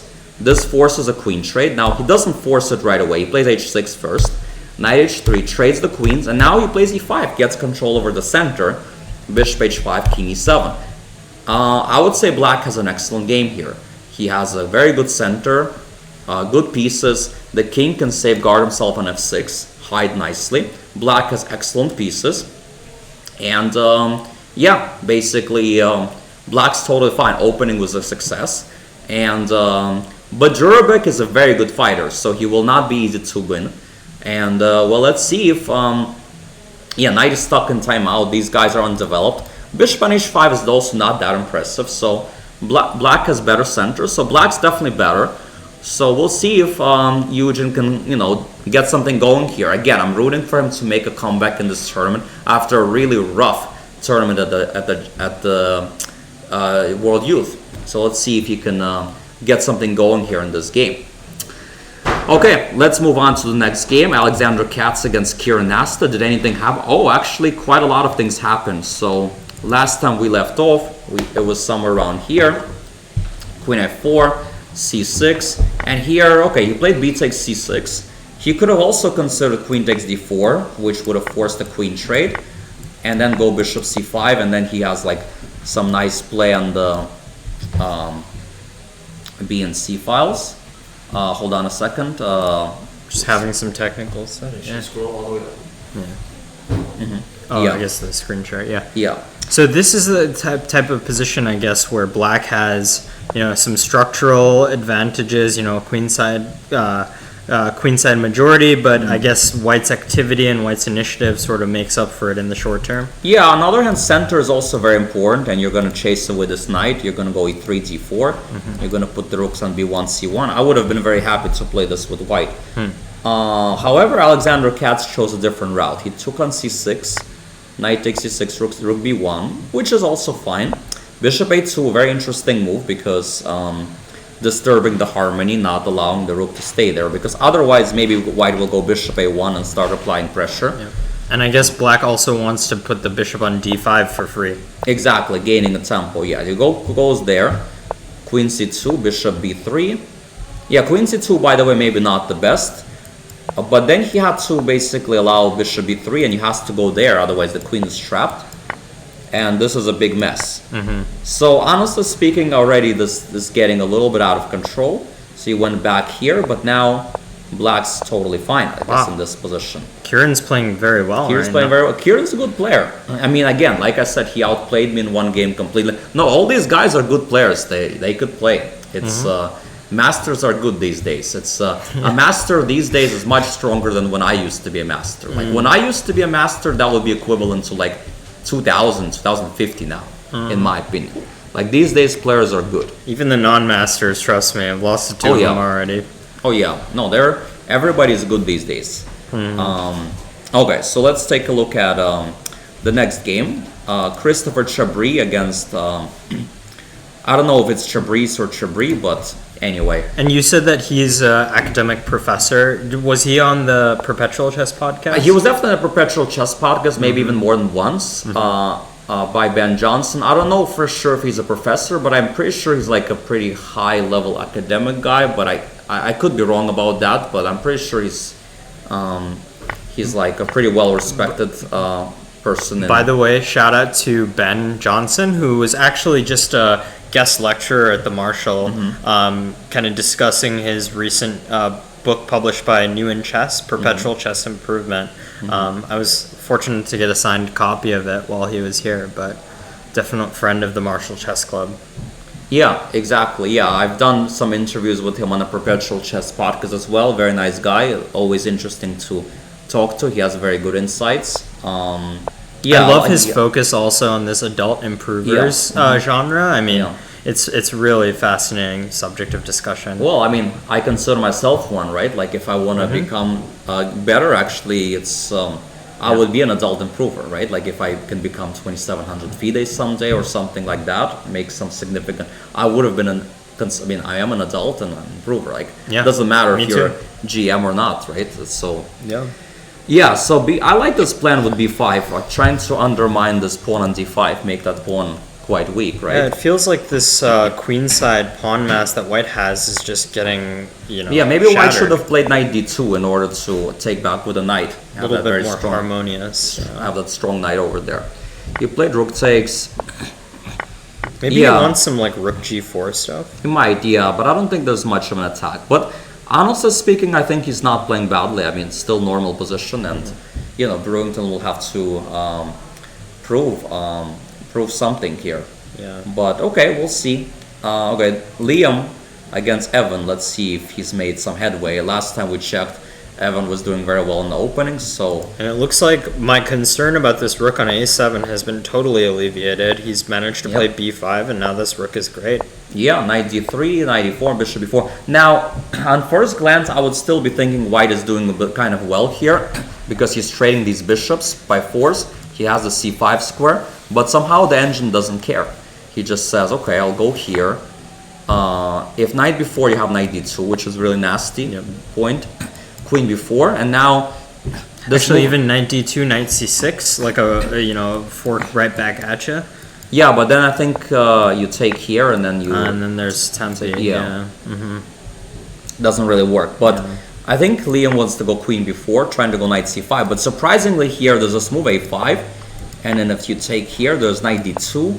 And it gets very weird, right? There's this counterplay. Yeah, queen g5's coming. Yeah, I mean, you can play knight f4, but the position is very messy and unclear. So, but I mean, a5 maybe is not the easiest move to find, and perhaps black will play another move besides bishop b4. So I think bishop b4 is a good move. again, the onus is on Evan to find all these accurate moves. If he can keep playing all the best moves, well, I guess it's hard to do much. But Yeah.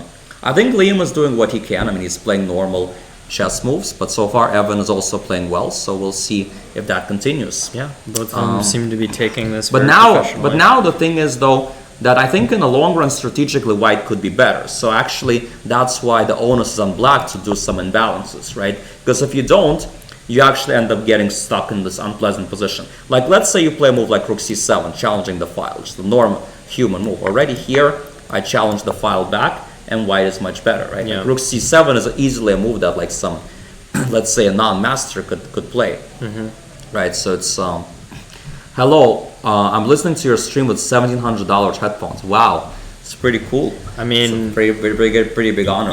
we're not ASMR category, but hopefully our commentary sounds good in those $1,700 headphones. All right, so let's see what happened in the Leaf Pressman game. Last time we checked, Chloe was doing very well, and it looks like still she's doing very well. Extremely equal position. Queen E6, very good move here.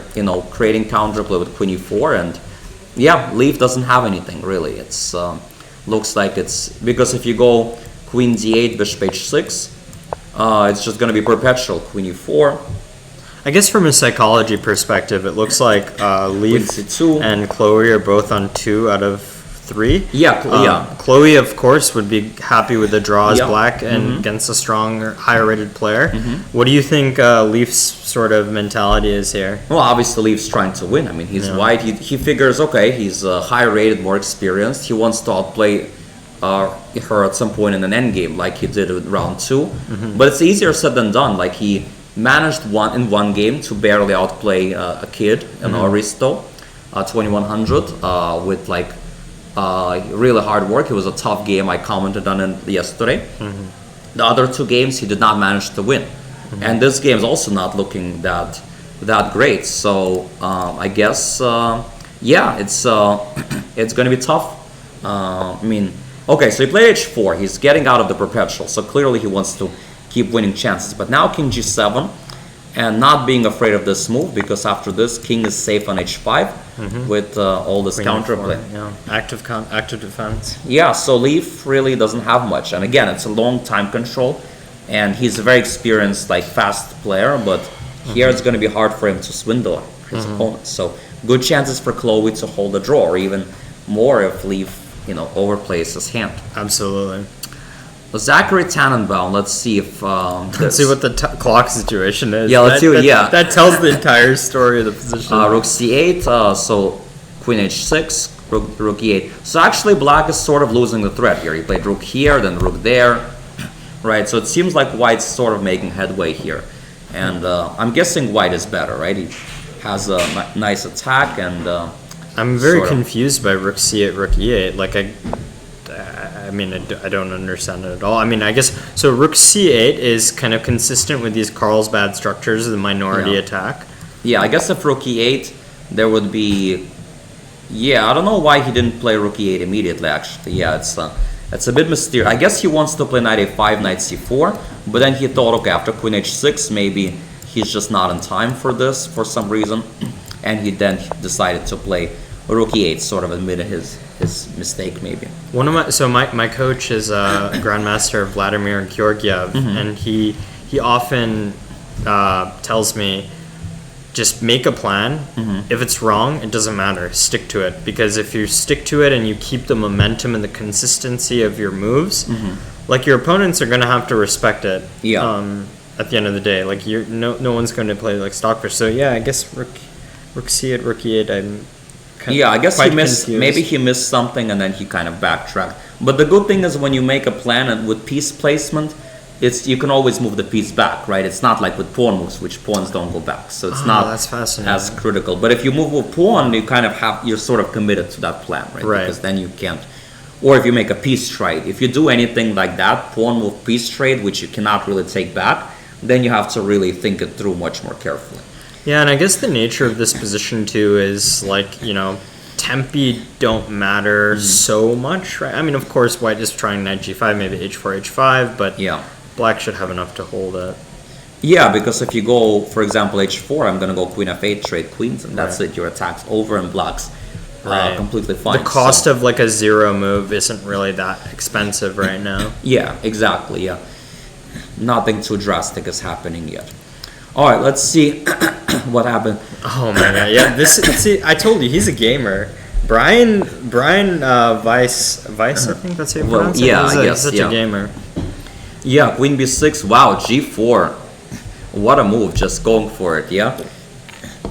I mean, Very- that guy, he has a lot of style. I really like his. Yeah, I play. struggle with him a lot because he's like someone who makes you calculate, and you already know by now that I don't like to calculate. So and he's someone who makes you calculate. Yeah. He's a principal. Like for example, knight takes g4. In order to see it, you have to realize that okay, you have to go into this chaotic mess, and you have to feel comfortable with it, like this or whatever, or just play a waiting move, and it's just not easy to play like that, right? So it's like he plays in a way where 2 plus times 2 is equal to 5. Yeah. And it's just not an easy thing to do.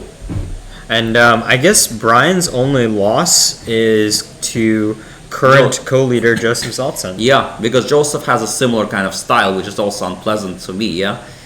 Kind of very aggressive, very principled. Now, objectively, the right thing to do is probably e5, and then queen g3, and attacking in a more normal way. But g4 is maybe a tad risky, weakening his own king, but hey, maybe it will work, and it's getting the guy to think, so we'll see. Yeah, it's really interesting. I see a comment. Brian is actually better at 90-30, surprisingly. I mean, I've always I mean, I've only played him once, but I've had the pleasure to watch his games. He strikes me as really intuitive madman, and so you would think that that's harder to get away with than 90-30. No, but actually the guy calculates. I think he works hard at the board, right? I think it's people like that. I think it's they can do quite well in long games sometimes, right? Yeah, I think his style it's a little hard for me to understand. Maybe that's also why I struggle with him a little bit. I think you have to maybe board the game against him a little bit, and then he'll kind of come to you. Self-destruct. Yeah. So I guess we should take a look at these top boards again. Yeah, so some things have happened. So knight d5, he played bishop c5, attacking the rook. I guess bishop d2 was a bit safer, but bishop c5. You can, I guess I can understand why bishop d2 just feels a little bit Yeah, he thought for a long time, or maybe again the time could be wrong here. Rook e8, rook e1, and queen g5. And yeah, queen g5 is a nice idea. Knight f4, knight d3. Yeah, and suddenly here, black is and then white played rook f1, which the engine's not a fan, right? Why rook? Why that move makes no sense to me at all. Yeah, I'm not really sure why rook f1. That must be a transmission error. No, not necessarily. Maybe he just, or maybe could have been bishop f1. Yeah, bishop f1 makes a bit more, but I don't know actually. Yeah. So Alex, in this type of position, I know everyone's always oh, bishop pair, bishop pair, bishop pair. White has the bishop pair, of course, some structural weaknesses. How do you think about this question of bishop pair in this type of position? Well, I think it's definitely something that favors white. I mean, long term, right? Yeah, I mean, in an endgame, it's an open position, so bishop pair is definitely nice. But at the same time, I think there are a lot of other factors that are favoring black, such as the weak pawn structure weakness. Black has very active pieces. The white king could be weak. Black has a better center. So there are all these other factors that are in black's favor, and that's why the position is overall roughly equal. I think because of the bishop pair. Otherwise, I think if black not is for the clearly better. if not for the bishop pair, let's just make some moves. Let's just say I play bishop e3. Oh, actually, no, I'm wrong. Yeah, I guess if you play bishop e3, it's still okay for black. I guess because the rook. Of also the lack of development of black, maybe. Yeah, no, it's a hard position to judge. It's just very complicated dynamic. There are many factors. Right.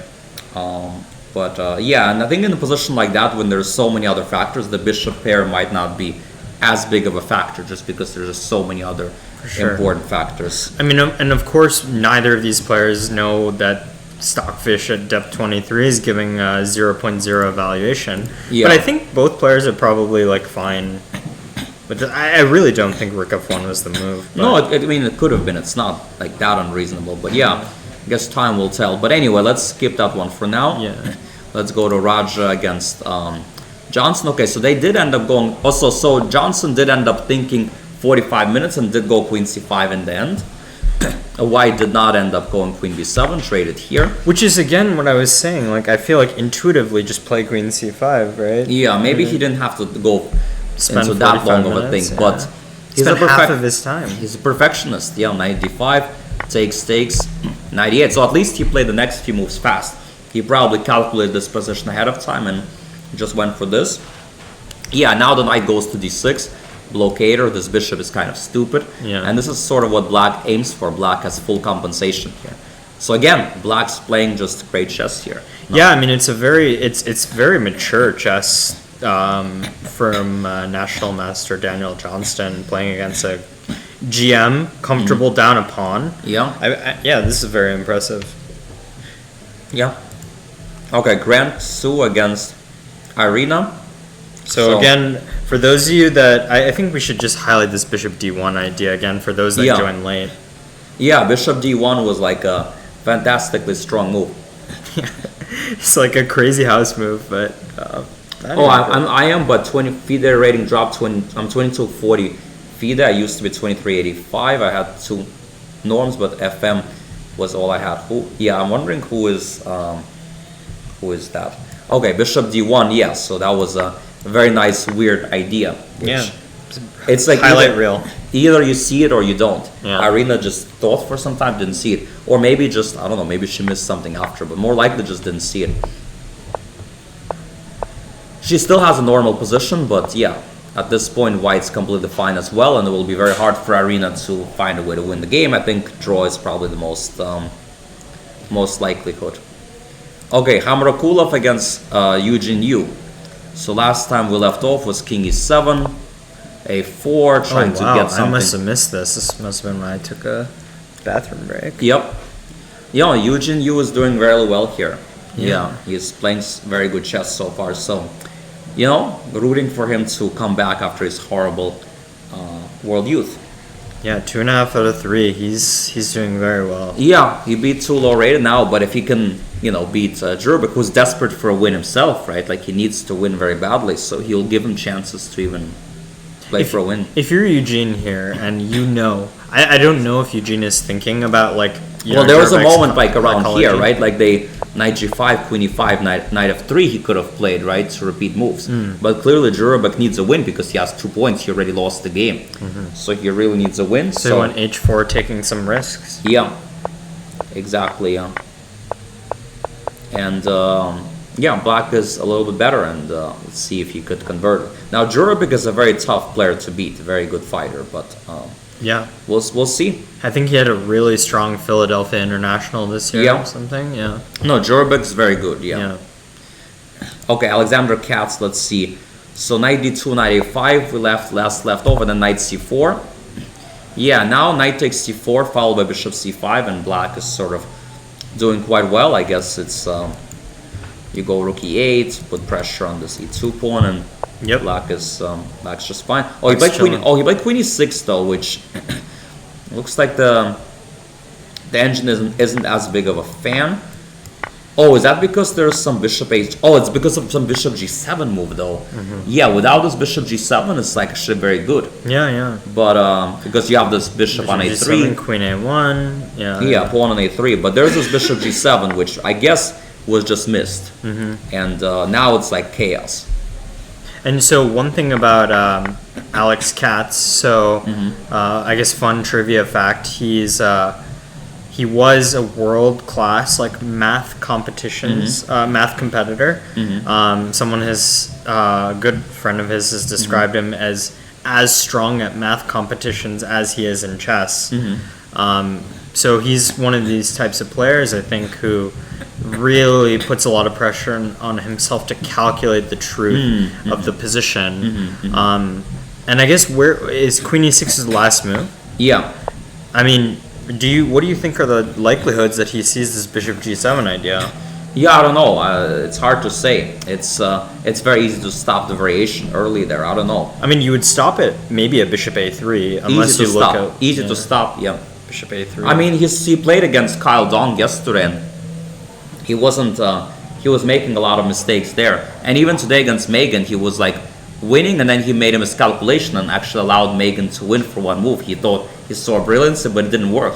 This is the thing. This is why I feel like your strategy of like not calculating is the right way to go, because everyone who's trying to be a perfectionist, like the reality is nobody's going to be a perfectionist. Yeah. Nobody's going to be Stockfish 16. Exactly. Even Stockfish 16 isn't perfect, but Well, Stockfish 16 is close to. to it. But like, I mean, like at least 1,000 points, FIDE points stronger than us. Yeah, but the problem is like in order to really, then I have to accept that, because the problem is with the way I play, I just can't really improve very much anymore, right? So like at some point you have to either accept that you reach a plateau, or you have to find a way to like overcome something, right? So you have to somehow get out of your comfort zone. Maybe not completely change who you are, but find something you can improve, right? Like it's. I guess I'm more saying that like the sort of almost like intuitive, less calculation heavy approach seems to be like the right way to do it under grandmaster level. Yeah, maybe it's well, not always, right? Like there are some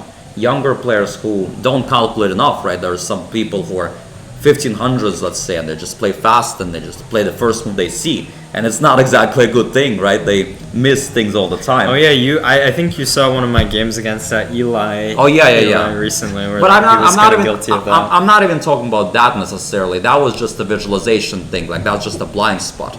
That I don't even count that in the same category. I count it more like a kid who will, see their own ideas at like a 2000 level, a 1500 kid, but they will see their opponent's idea at like a 1000 level. I call that strategy. If you don't see my threat, I become a world champion. Just a champion of like one move threats. But if they stop your one move threats, then it's just a toothless kind of play. And how do you work on something like that? No, you just have to actually take your I think, first of all, what helps a lot in that is playing more long time control games, because then you get punished for playing like that, and you just have to, keep Suck playing it them. up and like look at your opponent's ideas. I think that's one thing, but also maybe reading books, learning more about strategy. But even when you're playing shorter time control, just reminding yourself, don't just play the first move you see. Look for opponent's ideas. You see a good move, look for a better move. And when you think about some plan, try to play with the plan, not just like hope chess, like for one move ideas. And it's okay. I guess it's easier said than done. You have to be disciplined. You have to have the habits already ingrained. It's a question of how badly you want it, right? Like, and some kids want it badly more than others, and some kids are more talented than others. It's just hard to say, but That's fair. You have to. Oh yeah, by the way, we have another result. Huge upset. Krish Bandari beat Jay Bonin. Oh wow! So, And both of them just peaked in here. Jay Bonin was here, but I probably wouldn't want to interview him after a difficult loss. He had a tough day today. He lost to Arena from a good position. And I guess not. Yeah, It's not didn't here, stream their games. And now he lost to Krish, so now his tournament is sort of like going downhill. Jay, of course, probably a lot of you know, he had like health issues for a long time. He was in the hospital, and rehab, and now he's recovered, and I'm very happy about it. And in his rapid chess, I could see his form has completely came back. Oh yeah. But now let's hope that his classical time control form also comes back to his. We peak actually form. have the esteemed international master Jay Bonin in the audience. I guess we'll see if he wants to, if he's in a chatting mood. We'll see. We'll see. Well, he's here now, so I don't know. I guess somebody else will find out, but.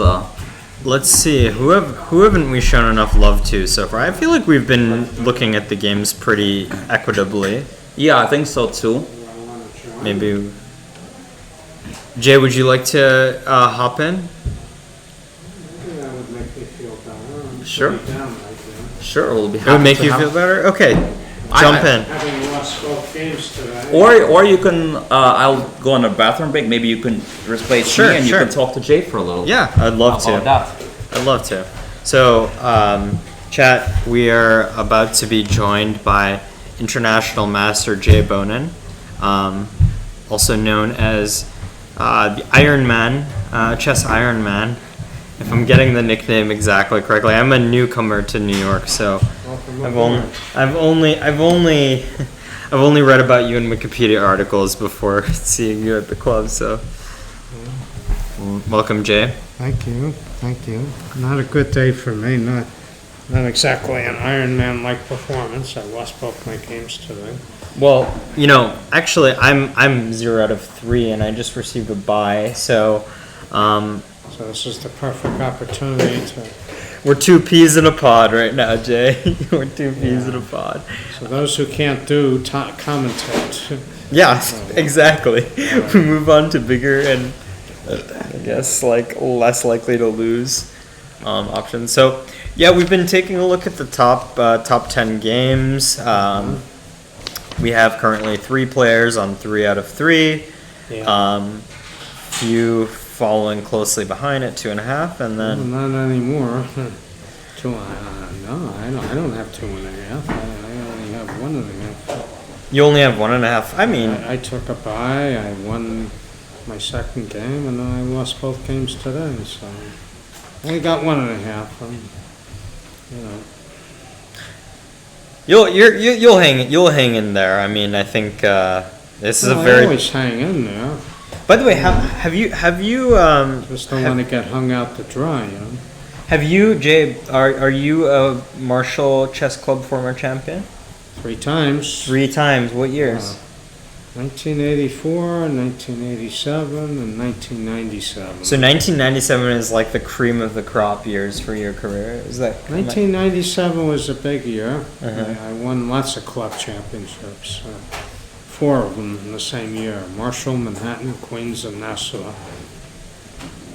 And the New York State Championship. So, that was For some people, like one of those over their entire lifetime would be, crowning achievement. But you just all the marbles kind of came together at the same time in '97. yeah, I guess so. That was my year, but haven't been able to duplicate that. I mean, the Manhattan Chess Club went out of business. And actually, this is something that I've been like recently trying to learn a bit more about. So I know the Manhattan Chess Club was really like famous and prestigious during Bobby Fischer's rise.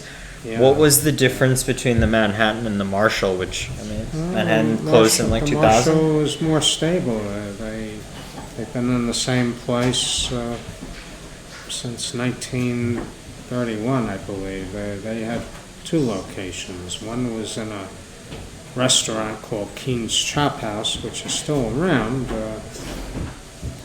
and they rented that space in 1915, and they were there until 1931. They got this building, and they've been here ever since. So the Manhattan financial. Chess Club, they moved around too much. It's amazing that they lasted as long as they did, because they just kept moving around all the time. But that was like, at least from what I've read, historically. So please correct me if I'm wrong. It seems like, especially during Fischer's rise, that was where like a lot of the international players would come when they'd come to New York and they wanted to face the best of the best. It seemed like it was Manhattan back then. Both. It was both. It was both. I mean, throughout the years, the top players in the country gravitated to both clubs. And they've even had matches. I mean, back in the early days, before there were lots of tournaments, it was a big deal to have matches. Metropolitan Chess League matches, or there wasn't too much going on. There was the U.S. Championship, and there was the U.S. Open, whatever.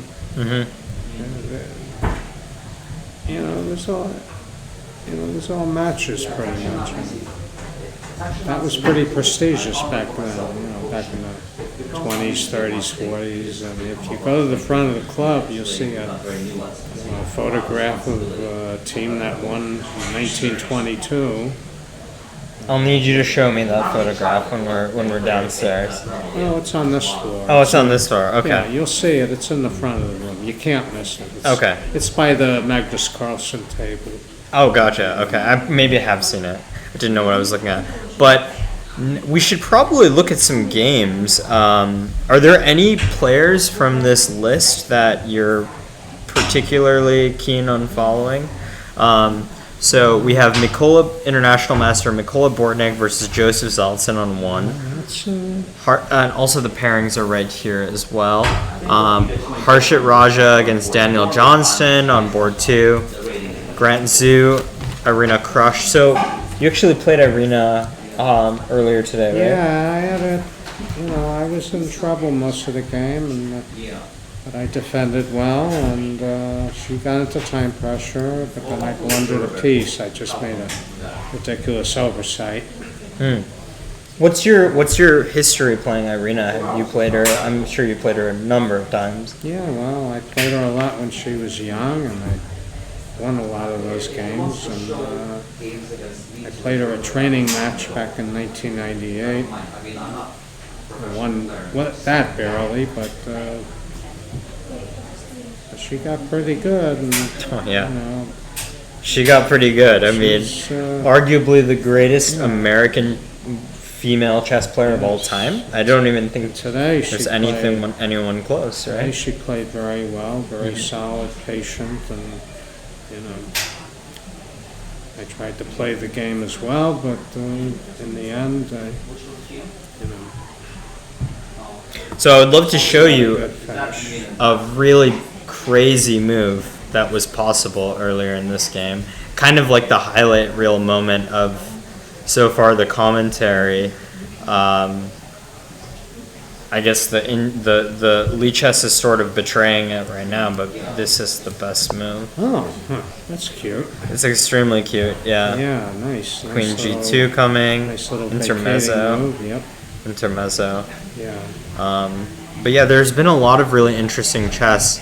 I guess if I'm gonna pick a game, this game is like very interesting. So this is again Brian Weiss. I don't know if it's Weiss or Weiss, but Guess it could be either or. yeah. Only loss was to current co-leader Joseph Zeltsin. So playing 2 out of 3, facing John Lodger Hughes, and then we left it at this position with G4. Oh, that's an interesting move. What do you think? Let's flip it on the black side.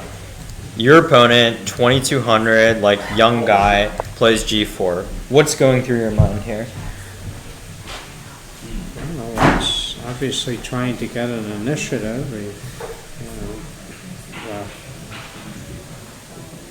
I guess taking the pawn is dangerous, is Queen G3, but if you don't take the pawn, then the white's just going to play G5.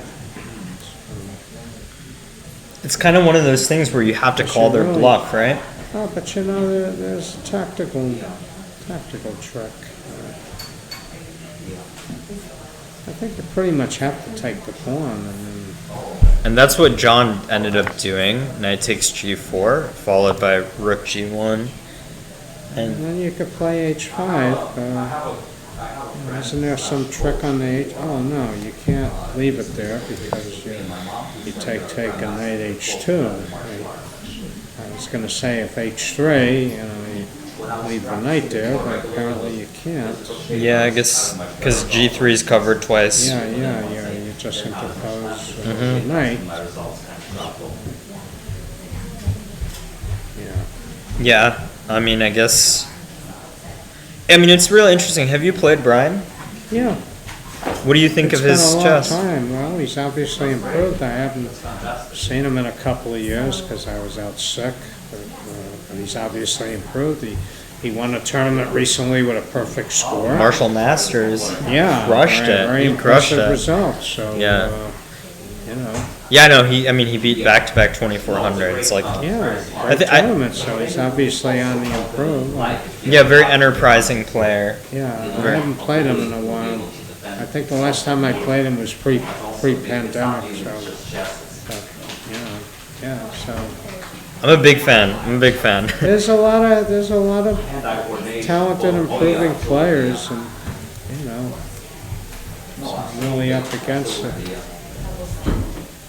So speaking of talented players, Zachary Tannenbaum. I guess while you were kind of out on your, while you were out Yeah, previously, Tannenbaum is the Club former. championship. He's the current Marshall Club champion, which He's the must defending champion. must be the first non-GM or non-IM in how many years? Actually, Sarathi, do you happen to know the stat of the? Yeah, it's been a while. Yeah. Someone else. Yeah, We got our data guy right there, Miguel. they have a list of champions. After I do the FIDE lookup. The question is, Zachary Tannenbaum won the title, actually as a FIDE untitled player last year. He recently had a good year and became FIDE master. He's untitled. He doesn't even have a FIDE master title. No, now he does, as of very recently. Oh, okay. But I'm just curious, like historically, when was the last time that happened in the club's in the history? last 20-something years, it's been like grandmasters winning. So we have we have a very interesting matchup. We have Zachary Tannenbaum versus David Grasso, who, it could be argued deserves like the support, the assist for Tannenbaum's club championship last year, because David had to beat Grandmaster Jurabek Kamrakalov in the last round and he did. But they've had quite an interesting game. I guess we'll just play back the moves. So it started off as a Khan, and transposed into this like London system sort of setup. Nothing too crazy. It's like quite peaceful pawn structure.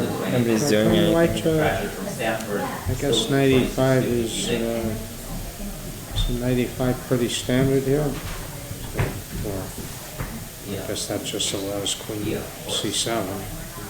Yeah, I guess I'm not 100% sure. I was just gonna assume Bishop G3 is the best move, but I guess Engine wants Bishop takes D6, and I think Black was supposed to do differently. Maybe an early on, Queen C7 somewhere.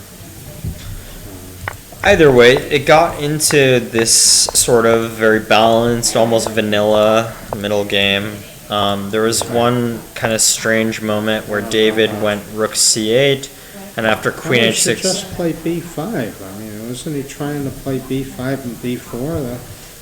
Carlsbad structure minority attack. That's pretty much Standard. The only decent plan here. I mean, giving yourself an isolated D pawn. That's.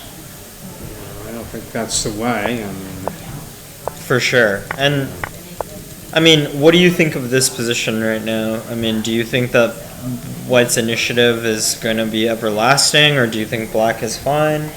well, after knight F8, Black should be okay. But you still got to watch out for that isolated D pawn. Yeah, maybe White will go like double up Rook Double up, AE1. and then you got to play F6 maybe.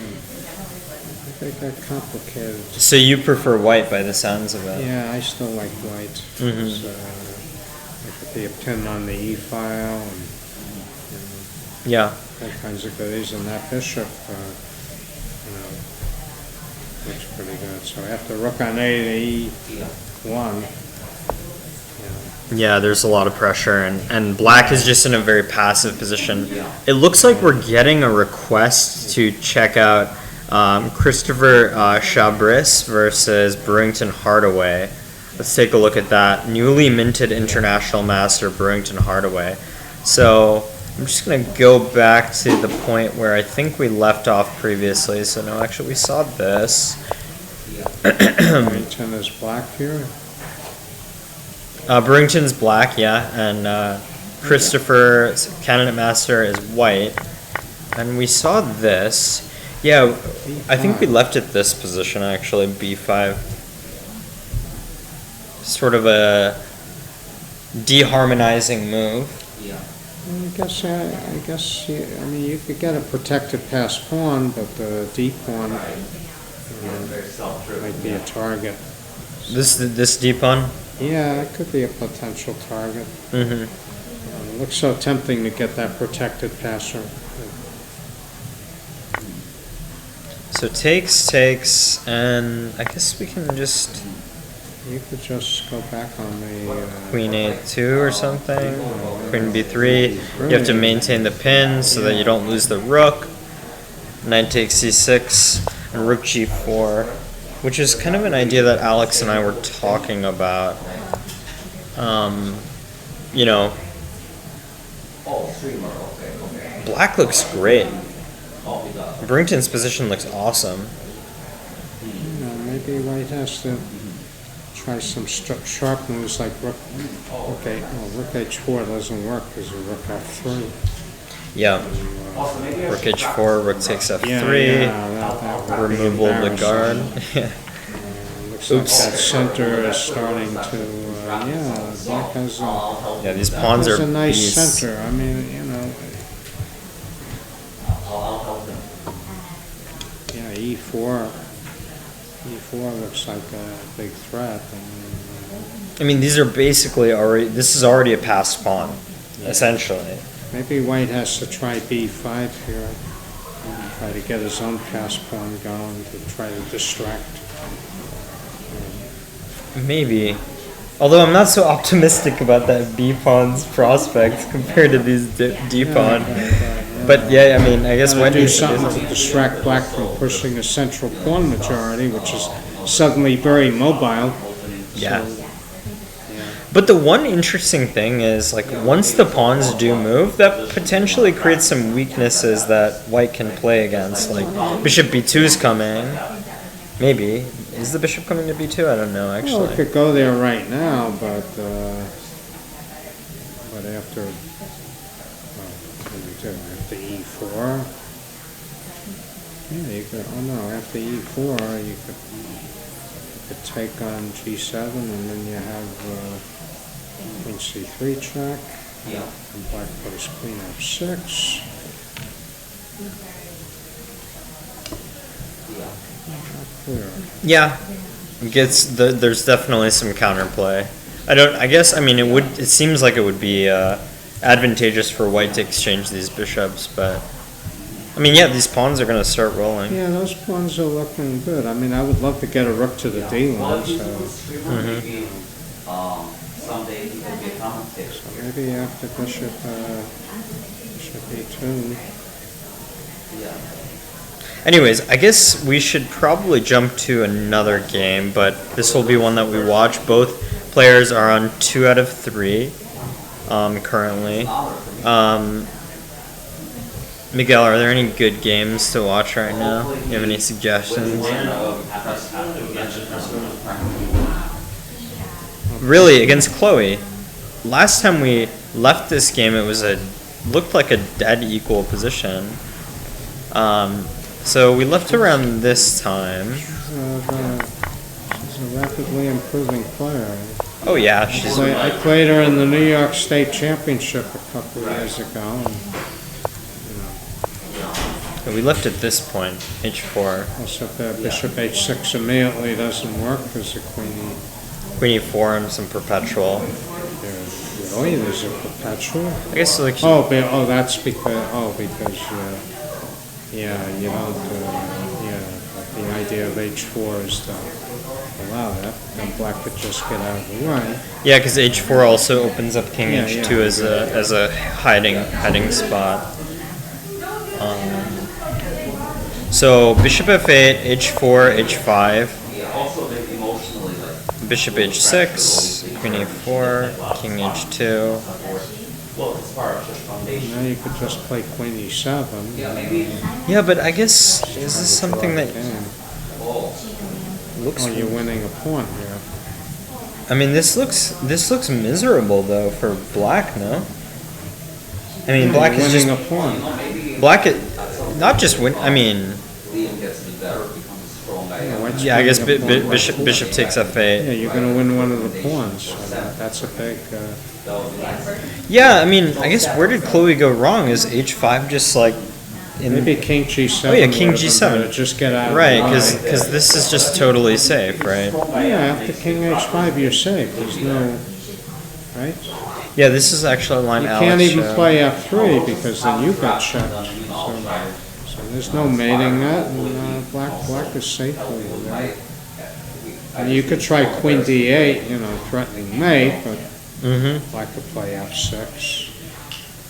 Yeah, no. I mean, I think the winning chances are so Or you reduced could here. play Queen E4 check, And then maybe black is the one threatening some stuff with a King G4, well, it depends on where white goes. for sure. But it reminds me of that Nigel Short versus the famous Nigel Short king walk against, oh my god. He's such a great player, but he's been just dunked on so many times. Oh, was that out of You could that tell was me. out of a that was out of a London system too, right?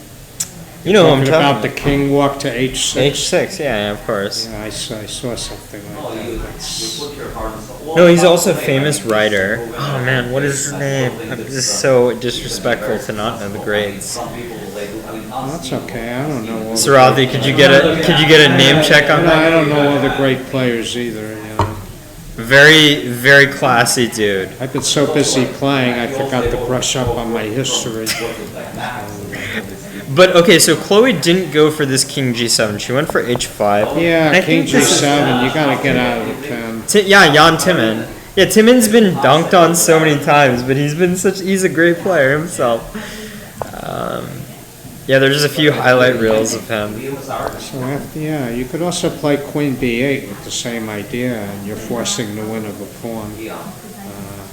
Yeah, I really don't think Chloe should have gone for this. This is just looks Yeah, absolutely Leaf miserable. could safely go into this ending. This should be. It's a 2-result should be game. an easy win for White. I mean, it should be a win for White for sure, but White's definitely. Well, I would probably find a way to screw it up. I'm not very good in queen and pawn endings. I mean, I've lost. Up a pawn? Yeah, I actually lost the queen and pawn ending up a pawn against Justin Sarker. I think it was the 2006 Marshall Championship. Because I got myself in a weird zook swing. And despite being up a pawn, I was in trouble. It was weird game.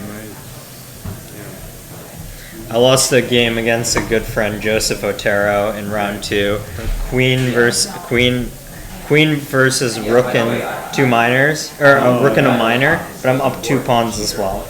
The queen has 2 extra pawns. Yeah, I lost it. It was very complicated. But so yeah, Chloe looks like she's against the ropes at this point. I don't really. I mean, like we can just So confirm this an is engine. actually the position? Yeah, this is the live Yeah, position. this doesn't look too good for her. Yeah, it looks like she sort of.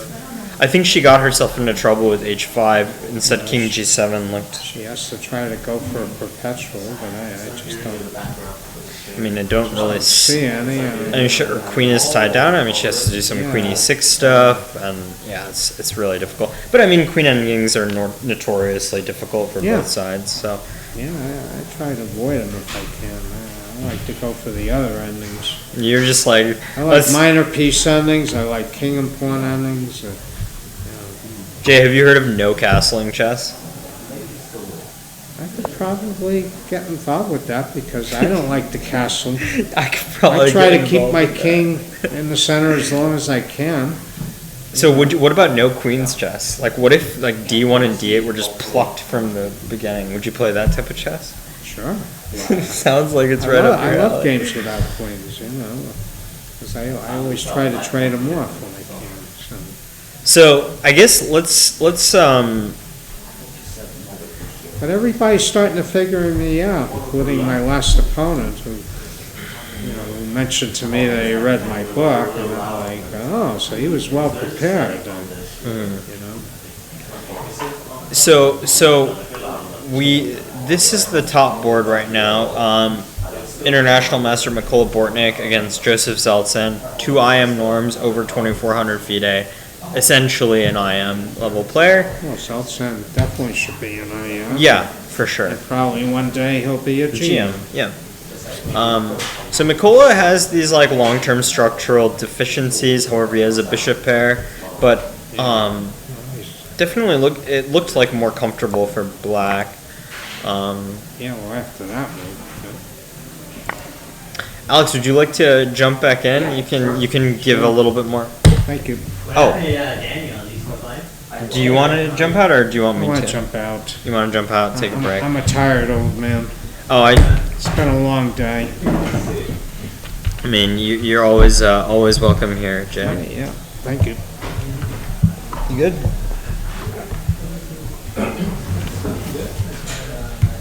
Step in this.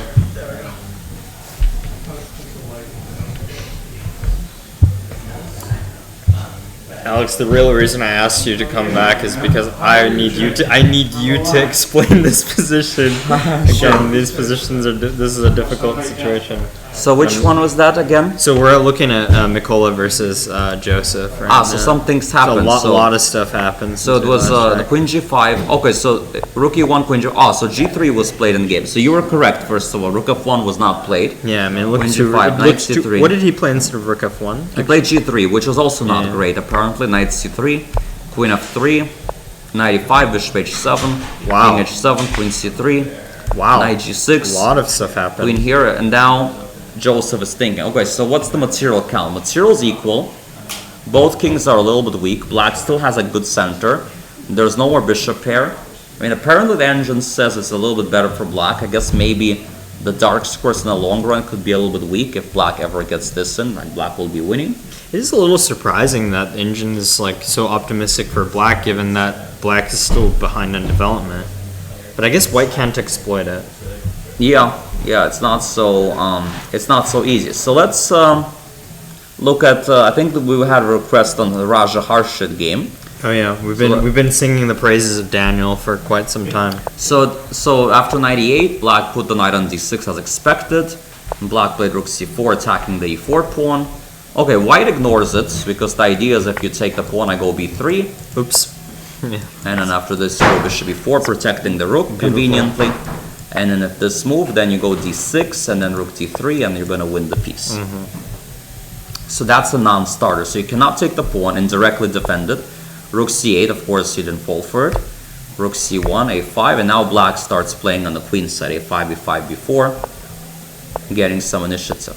He played b6, which is interesting to me. I would have thought b5, b4 makes more sense, but okay, played b6, trying to get the fortress. 2.5 hours ago when we started, or 1.5 hour ago when we started looking at this position, you were describing how black likes these types of positions despite being down a pawn because black seems to have full compensation, and Daniel seems to be proving that, he is really not just prepared in the opening, but he's prepared in the subsequent middle game. I mean, he's playing fantastically good chess. The last two games he played extremely well, like a very high level, like GM level games. Yeah. Like he's playing the tournament of his life so far, and even this game he's playing fantastically well. So really, playing really good chess. Okay, so let's continue. Let's look at the arena game. Oh wow, some incredible events happen in this game. Wow. All right, let's Where's see. the queen? Where's the queen is right. So basically, bishop e2, h6, bishop e3, and here Arena sacrificed the queen. D takes e3, and after this, takes the pawn, takes on d7, and now we have a pawn, a knight, and a rook for the queen, plus the white king got a little bit weak. And a loose king. Yeah. A very logical decision here by Arena. White played bishop b5, castles, bishop c6, rook c6. Of course, point being you cannot take on a7 due to this bishop c5 check. These imbalances are so fascinating to me. One of my good friends, Grandmaster Sundarajan Kadambi of India, he spends a lot of time teaching nowadays. But you know how when you teach kids, you teach them about the point values for pieces? He actually thinks that that's the wrong way to approach teaching kids because, we're counting material, but we're not really counting material when we look at this position, right? Well, I guess in some ways, material-wise, it's kind of close, right? But yeah, you don't only look at material, you also look at other strategical factors. But yeah, I agree. Like sometimes that's why most kids become materialistic, right? Even when they're good players, is because of that tendency. So yeah, I think it's a little bit hard to play actually this position, and already here, computer says maybe black is a little bit better, and now black is up in the clock. So definitely very smart, practical decision here by Irina. Yeah. Because if you don't do that, you basically go ahead and suffer in this slightly unpleasant position where you have a disbalance 3 and 2 versus 4 and 3, where white has the bishop pair, and in such disbalanced pawn structure, the bishop pair will always be favoring it's always good to have a disbalance when there's like I mean, very mature decision by Irina. Very instructive. yeah, so very, very logical idea. Yes, very good strategical understanding here, and now black is doing quite well. Yeah, doesn't seem she has many risks. Yeah. I guess I mean, I'm just trying not to blunder right now, but Yeah. knight b6, just don't. Knight b6, I guess queen a7, and then can you take here, and then I guess you could. Wait, this actually looks a little bit trickier than initially. Yeah, queen b7, rook c8. Yeah, it gets very tense here.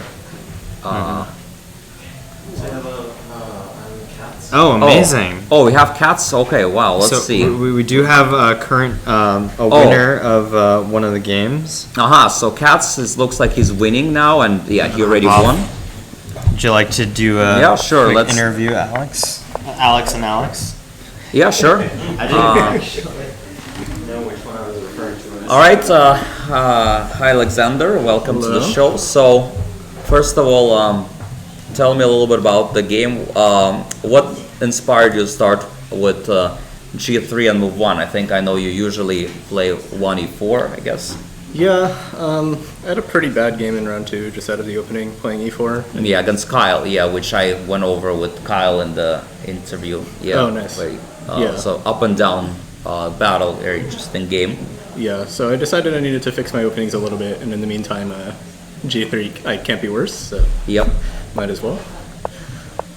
And you get this somewhat interesting reverse Pirk position, which I played for many years from the black side. So, Right. Yeah. all of this is sort of standard with colors reversed. And Yep. So I thought, okay, yeah, I'm up a tempo, it shouldn't be bad. And growing up, playing these positions, they just lose the pawn on d4 and you win.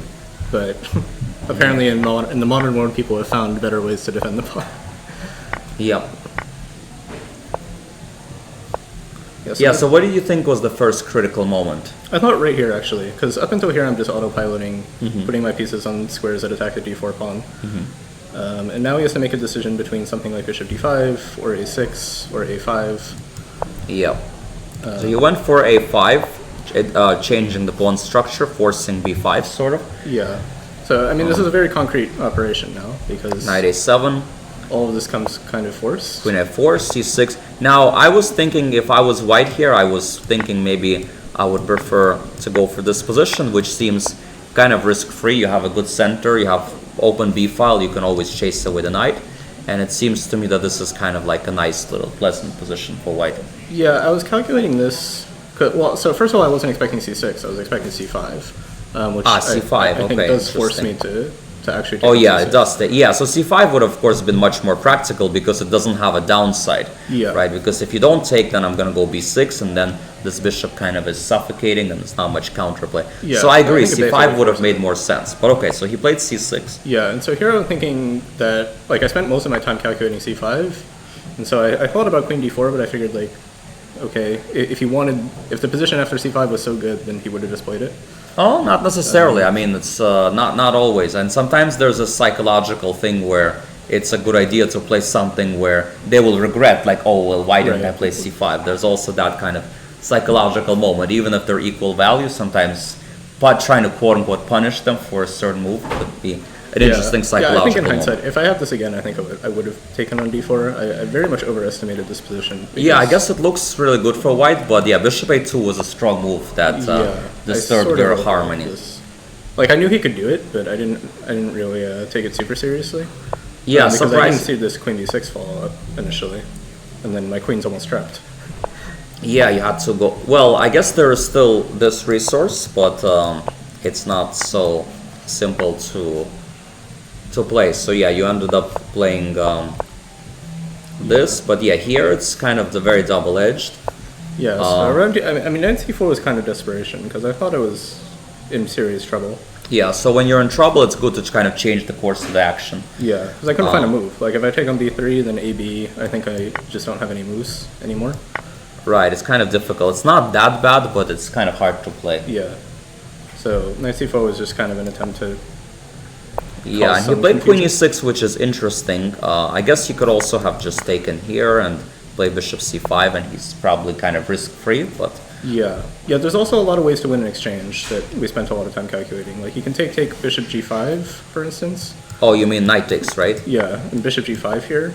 Yeah, and then the point being f4, there's bishop back, and then it's like very weakening. Yeah, f4 is So you don't want to play f4, so... So I was going to play something like c5, queen b5, bishop d4. I thought this shouldn't be so bad, but I mean, Yeah. he's up in exchange. Material is good. Yeah, you can take on b7, yeah, and if there's some kind of counterplay, yeah, it's kind of double-edged. Yeah. Yeah, that makes sense. So he didn't do it. He ended up playing queen e6, and here you took, and then you took on b7. I guess I was wondering if you considered bishop takes d4 here. Yeah, I did think about it. Bishop a3, and then let's move bishop takes g7. I didn't. I looked at it briefly, but I thought even rook, just if the rook just moves, I didn't really know what I was accomplishing. Like rook b8, I guess. I guess, yeah, well then the king is kind of bad, maybe. Yeah, maybe this is another way to give an exchange and just play. You played this, which I guess is not bad, rook h5. Yeah, Yeah. I mean, when I played bishop e7, I thought there was like a pretty good chance that I would just resign 2 moves later. 'Cause it's the kind of position where you can just lose a piece. Yeah, very if you miss quickly. something, yeah, it could be tricky. But luckily for you, it seems like it's all kind of still double-edged, unclear. And he played this, which apparently is a little bit too slow, and now rook c6 was a good move. Yeah, I think he overlooked. Well, I mean, he said he overlooked bishop d6, bishop c1. Oh, bishop d6, bishop c... Yeah, bishop c1 is quite annoying, yeah. Because without that move, it looks like he actually has a very good attack. Yeah, yeah. I think without the specific sequence, bishop f3, rook c6, bishop c1, I might be lost. Just straight. Well, maybe not lost, you still have some h4, but yeah, it's kind of a very risky position, I guess. Yeah, yeah. I mean, if I have to play h4, then I guess computer's happy to defend it, but It's, I am not. it's unpleasant to play, yeah. So Right. you played, so yeah, exactly. So he played there, but now suddenly you're doing very well. There's no more attack, Yeah, and now, you win now this. it's a clean pawn. You win a central pawn, and yeah, then you just and he actually even just resigned here. Yeah, I was a little surprised. I mean, I think I'm clearly winning, but Yeah, I wasn't sure like how to actually win this position. Like instead of bishop g5, I was expecting a bishop d6. oh yeah, yeah, yeah, Rook c6, queen d1, yep. trade the queens, Mm-hmm. and then I just like I assumed I'd win this somehow. Like I'm up a clear pawn. Yeah, no, There's I no agree. This counterplay. would have definitely been more resilient. Seems Yeah, he hard. kind of gave up a little bit easily. Yeah. here. First Yeah, he I think played. he was mostly just First he upset. mentally resigned with Right, bishop exactly. g5, and then he physically resigned. Yeah. Yeah. So maybe yes, that was, and that's one of the differences between playing a GM and playing. Like once you kind of outplay a lower rated, very often they kind of give in. Whereas if you play a GM, they'll be very resilient and Yeah, very they don't tough to die. convert. Yeah. Okay, so very nice. By the way, about your last game, you know about this Yes. rook g4 and the fact that, yeah, probably should not bring it up. It's okay. I've had many worse accidents than that. But all as well as that ends well. You kind of had two close calls and then kind of a fairly smooth win this round, comparably. Comparatively, yeah. Yeah, I so- would not have been surprised to lose both games. I tonight. guess things are going well for you so far. So, you know, hopefully tomorrow you play. I know when things like this happen to me, very often I get motivated and I play some really good chess. And hopefully tomorrow I wish you some great chess and great finish to the tournament. Good luck to you. Thanks for coming. Thank you for And, having me. Yeah, that was Alexander Katz, who is now at 3 out of 4 and in prime position to fight for first place tomorrow with a couple of wins. So So- I was peering at the comments, and it looks like Jurabek versus Eugene is very interesting right now. All right, so let's take a look at that. So, well, the engine says it's around equal here, so I guess Eugene spoiled it a little bit. So he played bishop e6, which is good. Knight d2, g6, that's logical. Castles, bishop g7. Rook e1, rook d8. Knight f3, knight c6. I mean, it looks optically speaking, it looks like black has not made any sins. Like, Yeah, black looks- is doing totally fine. It looks like he actually did everything logically, and actually the engine. Doesn't like this approach. Well, I mean, it's only because of this concrete move, bishop a4, e4, and somehow a6, which, realistically speaking, Very it's- difficult to come up with that. I as don't white, I don't right? even fully understand. I mean, why a6? I guess because the bishop on Knight d6. f4. Wait, what? What on earth is okay? This is not happening. Yeah, almost certainly. Wait, but and king f7. Just a b and somehow just play for this Knight compensation. b8 is not just winning. Bishop d1. Okay, this is insane. Yeah, this is just unrealistic. All right. Well, Yeah, Miguel, if this happens, you gotta check downstairs what's going on. But okay, so I guess like if not this bishop a4 a6. then black idea- is still better. Black still has control over the game. Yeah. yeah, knight His pieces d2 are- is second. Yeah, but that's a bit passive, right? You just go here, you sort of like still keep the center, you consolidate, and black should still be better. So Eugene But- is playing extremely well. Yeah, Eugene's playing very well, but Jurabek also like kind of very solid. He's not really giving in very easily. So Like you said, he's very difficult to beat. very difficult to be, very resourceful, very good competitor, very good fighter. I've played him many times. He's very tough to beat. So when I beat him once, and I had to really grind even from a good opening. Usually I can't beat him. So most of my games ended with draws with him. So even And- though and yeah. if I recall, he became a grandmaster after joining the Marshall, right? Yeah. He came here. He was already above 2,500 FIDE, or had before. He was already GM level. He just needed one more norm, and he eventually achieved it. I think in Charlotte. So it was just a matter of time before he actually secured the title. By the way, Bortning is kind of similar. He came to US, and he was also like probably GM strength, but then he kind of dropped his FIDE rating a bit, and I guess he also needs a couple of norms. I mean, I guess he's a little bit further from GM than Jurabek, but I think he can also realistically become a GM. Speaking of that, should we check out that game? Yeah, let's check Bortnik's game. Well, I know actually, we did just look at this. not that much happened since. I think Zelson is still thinking here on this move, whether to play f6 or whatever. So I think let's move on to other games. Do we So- know if those clock times are accurate? Probably not. we don't know. Yeah, probably not. Oh, Brian Weiss beat John Hughes. So that's a breaking news. Let's check that. So that there's game. this enterprising G4 idea happened, right? And it's Maybe we should flip the board. how do you do that? Click Oh, the yeah. flip board. Yeah. So yeah, again, it was maybe not objectively best, but Practically venomous. practically very venomous. Yeah, black had to play some c4, but okay, whatever. Good luck. Oh yeah, Brian Weiss interview. Yeah, well, if he comes over, then yeah, that would be. Love to interview talk to him, Brian. yeah. He's a very creative player. Yeah, black did not handle it the best way, right? He needed to play very precise here. Some c4 opening, maybe bishop b7, trying to like open up the bishop at some point. Not obvious. It has to be precise. Opening up the queen for some knight f2. Didn't play correctly. Played passively immediately. Got into time pressure it's really hard not to play knight f6 there. I kind of. But I feel like the whole game, John, I don't know, like the whole strategy was just not very good. He kind of underestimated the activity of this bishop. Like piece activity, he really underestimated this whole game, and Brian as well. and yeah, and eventually he just, I guess, eventually White found a way to win the game. Let's actually get the man. Man himself, the yeah. man himself, man, The of, man the of the hour, hour, I guess. to get his thoughts on this position. I'm really interested to see. Yeah. Please. Yeah. All right, so we have our guest Brian Weiss in studio, the man of the hour, like we said, and never ceased to amaze us with his enterprising chess.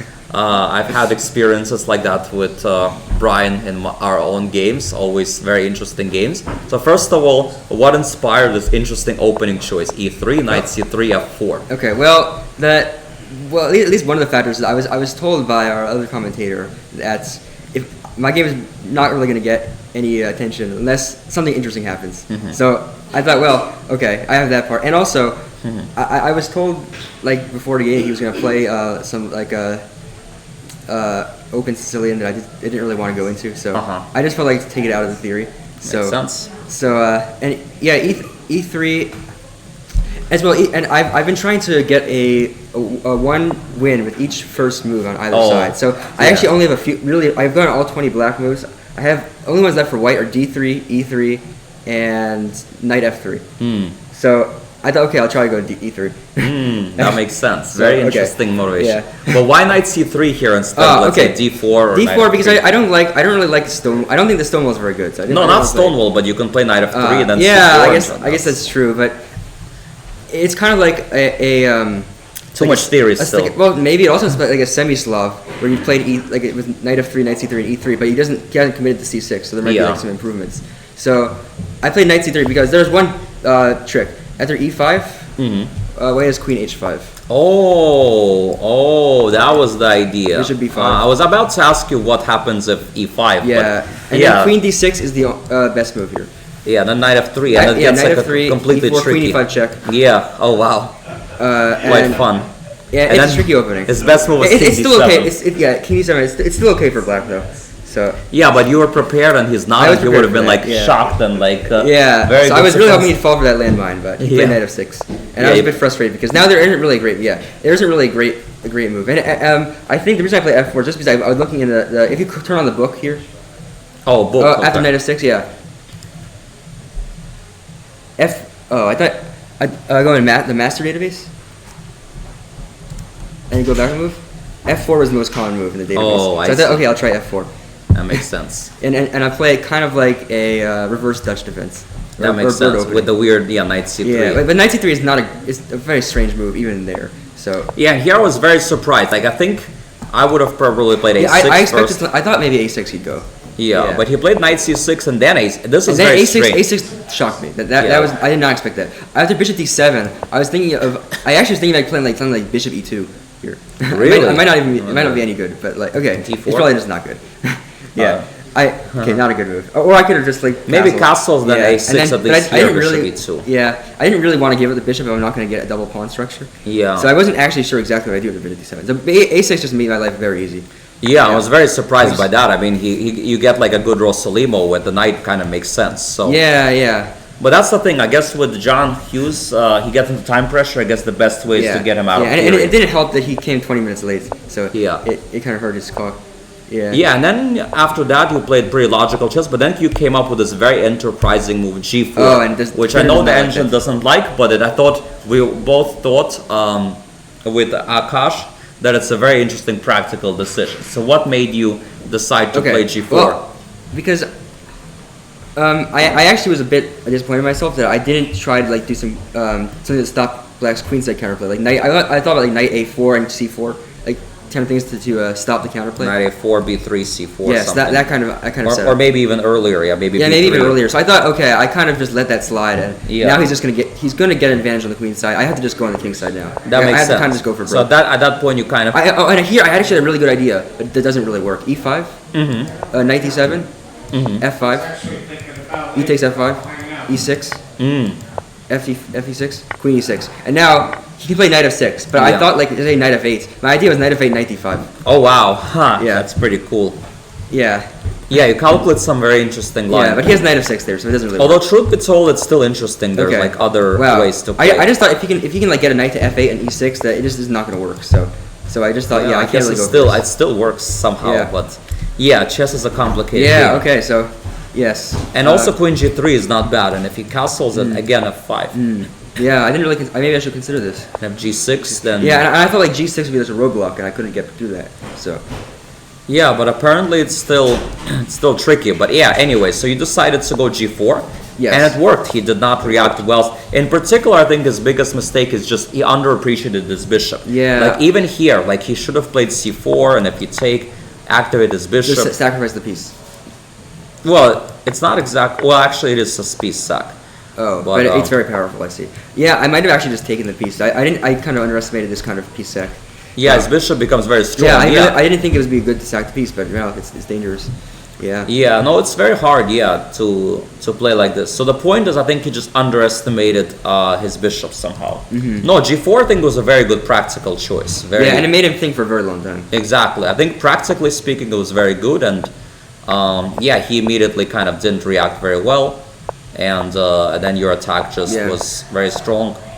Let's see how you ended up winning. Yeah, I felt I made some inaccuracies at this point. Yeah, I guess there was like some knight d7, but okay. I mean, this is very hard. This is like two engine. Wow, I didn't see knight d7. I did see knight g8 though. I actually expected knight g8.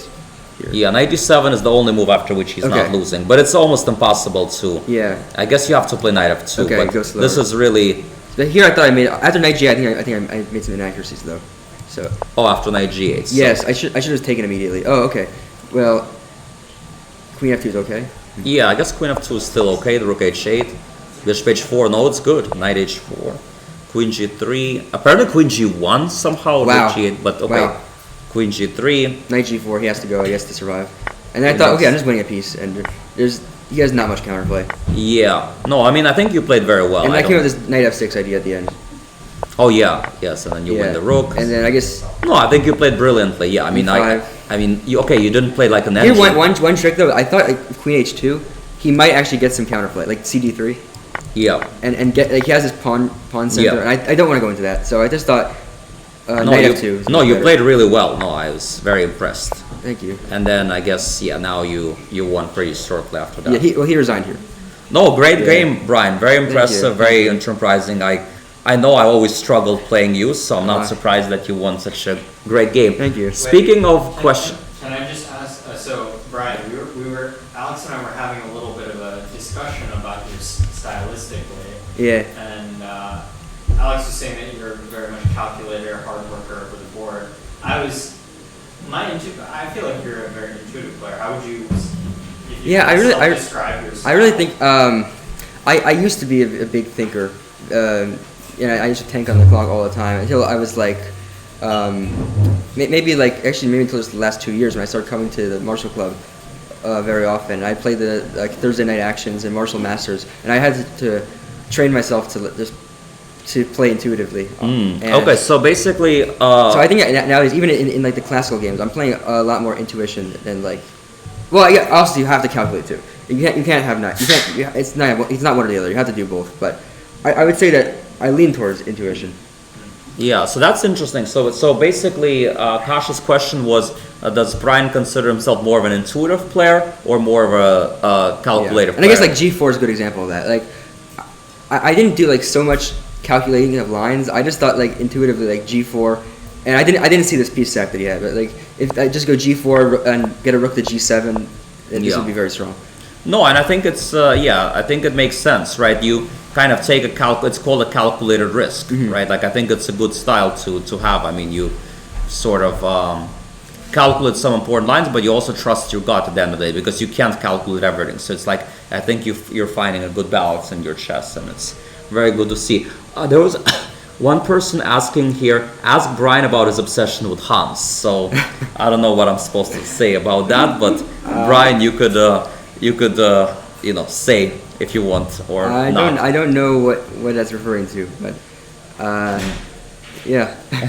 Yeah, I guess that about answers Probably that. the smart answer. Probably smart answer. Yeah. I mean, I did know like Hans. I guess maybe as other people knew Hans, and Yeah. maybe even a bit more because he used to live in Connecticut until he was, I think, from 12 until 16. He lived in Connecticut in a town very close by to me. So I see him all the time at the now defunct chess club of Fairfield County, which Is that still open? it's technically open, but Not the same, no. it's dead. It's a dead club. It's a dead Yeah. club. They have one Since the big tournament. guys left. Yeah, they have one tournament a month, and only 3 people show up. So I mean, Melvin, Patrick. Right, that's very Ryan, unfortunate.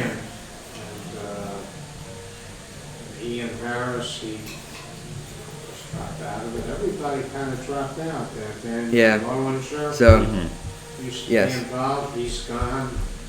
yeah, Just not the same without those guys. Yeah, sad. Yeah. yeah. I Yeah, went we- out there during the pandemic. It was the only club open, basically. It was. It had. It had a. Fair Well, they for always club, were yeah. like had a decent, really a good turnout for like a club in Connecticut, and then they had this huge spurt during COVID, and then it just Because totally because crashed. Marshall was closed. That was Right. the only place that Right. people Yeah, could play. Fairfield was open, but Right. they were very strict, and they actually barred me because I couldn't keep my mask over my nose. And it was Melvin Patrick who informed me, so it's kind of like a weird karma that he's the one that ends up passing away. I guess so. Not that I should wish death on anybody. Yeah. So yes, you know, Very unfortunate. yeah. I think that Jack picked up by the stream. I hope that didn't picked up by the audio. Definitely did.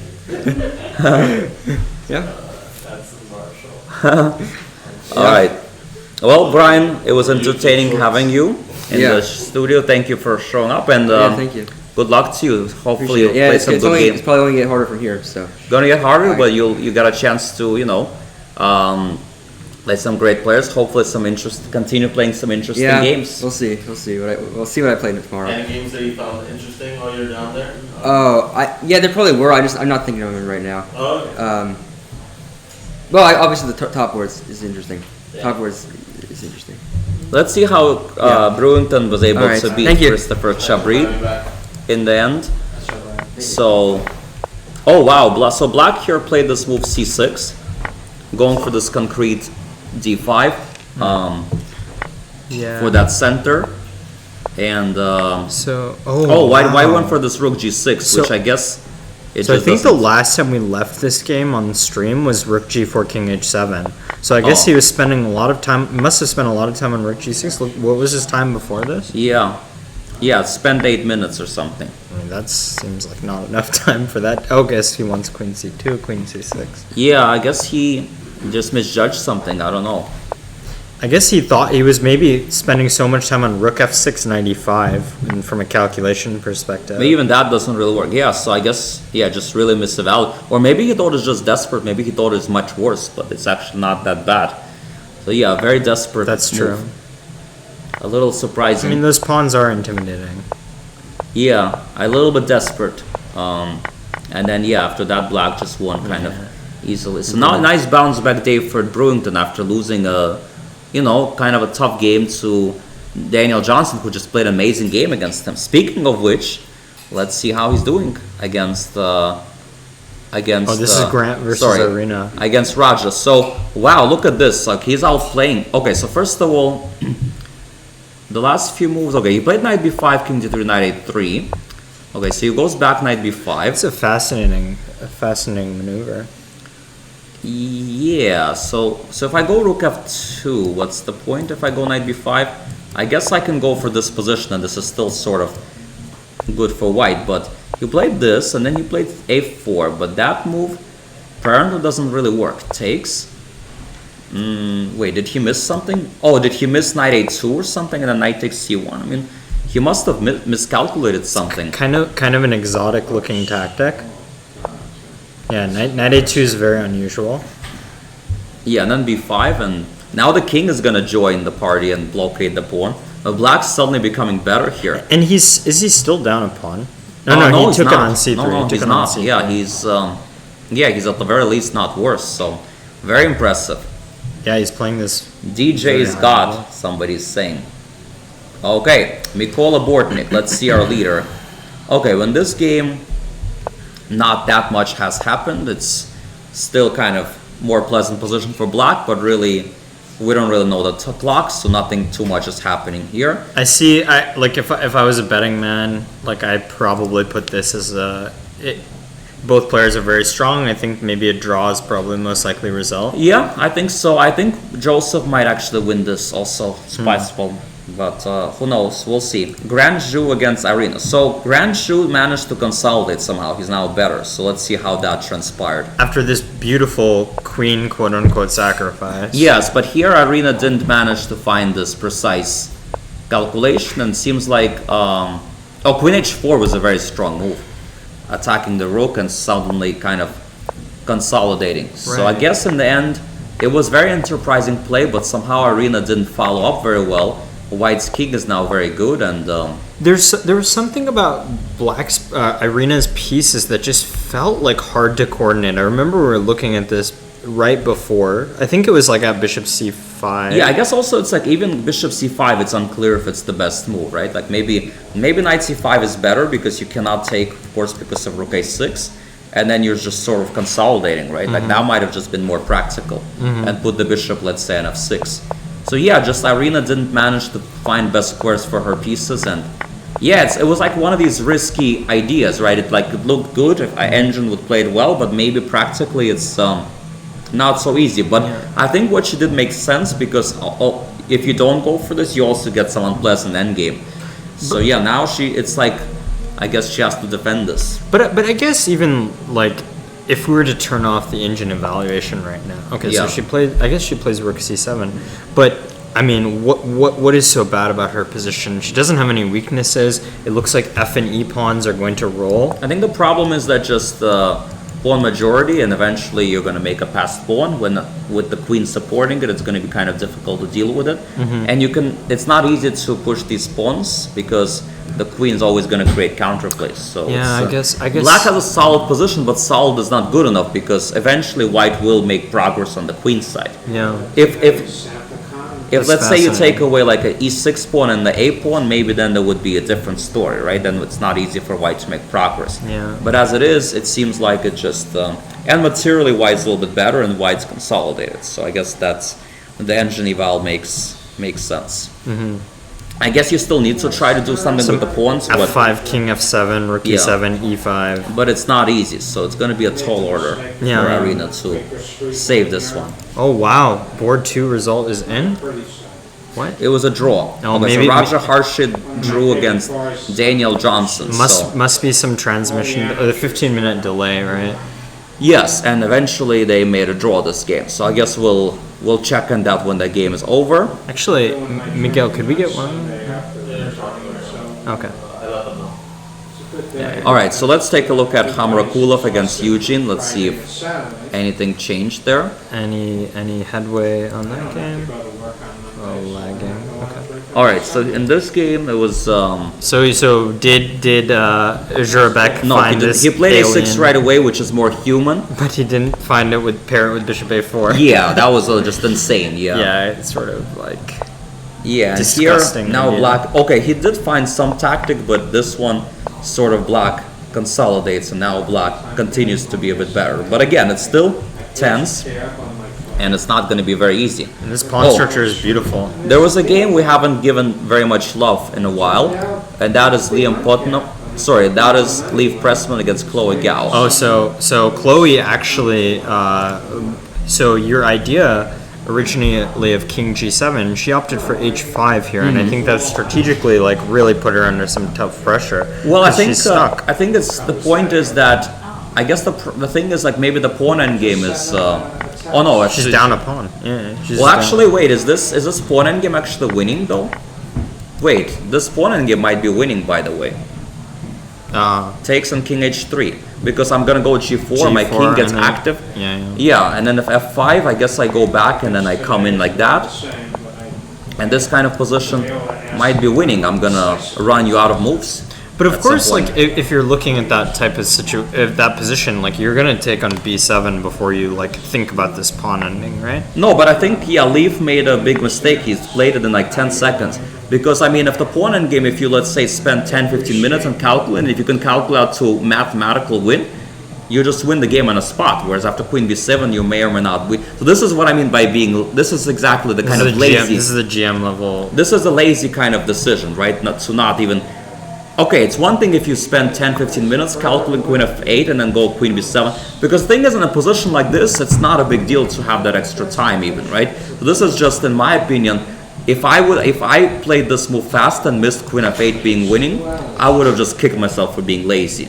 Because, I mean, this is really a calculatable endgame, in my opinion. It's fascinating because you even have the intuition that this could be a winning ending. No, because of your king's getting active, right? Like, you have a breakthrough, so it definitely could be. I mean, it's another thing to actually calculate it, but it definitely could be. But the point is, a perfectionist will obviously spend that time here and will try to calculate it, rather than just quickly taking here and hoping for granted that we win. And this is already, you know, it's still probably winning, but not super easy. And already here, Leaf made a mistake here. But I think Chloe will probably be like regretting this h5 idea. I think King g7 was just a lot safer. No, for sure, yes.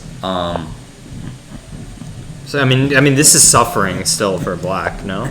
Yeah, apparently there's still some queen e6 perpetual stuff. Yeah, kind of hard to find. King h2, queen f3. Queen e2, queen d5, queen there, and then I guess it's probably a draw.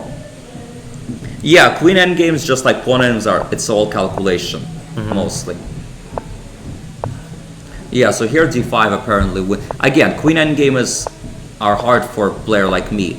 See, like here, like the winning move king f3, d5 are +3, and one wrong move played quickly, by the way, and already before. And I think Leaf just missed before. Oh yeah. You gotta click on the outside of them.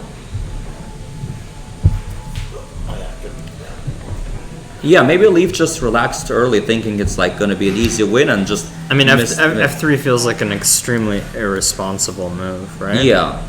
I mean, because here you have d5 seems safer. Or king f3 is also king f3 too. Getting the so this is a case of like just having extra time and just getting a little bit lazy and complacent, right? Just not overconfidence. Overconfident, taking the game for granted, not really just like being precise enough, right? So this is the kind of thing that I would really, I would be very annoyed at myself if I played like that, right? So this is the kind of thing I'm very critical of myself. But this is like pure, just laziness in my opinion, right? Like so not even.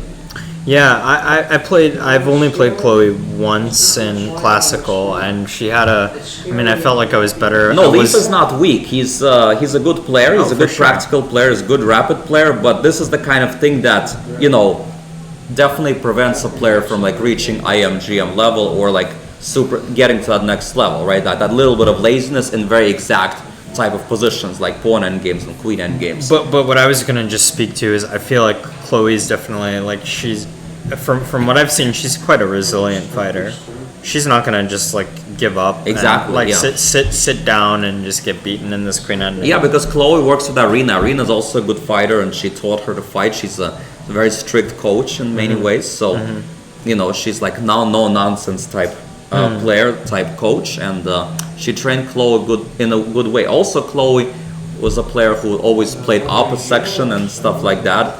Played tough competition, used to like losing a lot of games, so she knows how to fight. Yes, and now it's not clear if. And everyone in the chat is just everyone in the chat's going in on Leaf. I mean, like it happens. It happens. Yeah. It's not easy to snap into the right. Like it's very easy for us to like from third party perspective to be critical, but chess is a very difficult game. So that's a funny comment. By Lick MLB else, I probably shouldn't comment on that. I don't know which direction that no nonsense is about. But yeah. Okay, so let's. So I think someone that we haven't looked at. Liam Putnam. Yeah, let's look at Liam and Evan's game. Yeah. So this was like looking very equal for a long time. Wow, a lot of development. Let's see what happens. So first of all, let's go all the way back. So first of all, Evan, to his credit, did play a5. Remember queen b5. So Liam played queen e1, knight g5. Maybe knight g3 was a little bit more accurate to change the course of the action. Evan played knight g5, bishop e2, knight h3. So Evan is playing in a very logical way, but this unbalanced position, I guess, sort of favors white. I guess there was this move e5, which is maybe not easy to find, and then some kind of d4, but this is kind of a little bit You've given difficult. up so much material, so many pawns, right? Yeah, exactly, yeah. Alright, so before... Yeah. Oh, for sure. Chloe's experience against GMs definitely helps. So by the way, I like how Liam is playing here, putting the king to blockade the pawn, using the weaker piece as a blockader, that's using this black pawn as a shield, and then using the queen and the rook for more active purposes. Very good play very good technique here by Liam. And yeah, slowly but surely trying to make it's not easy actually, but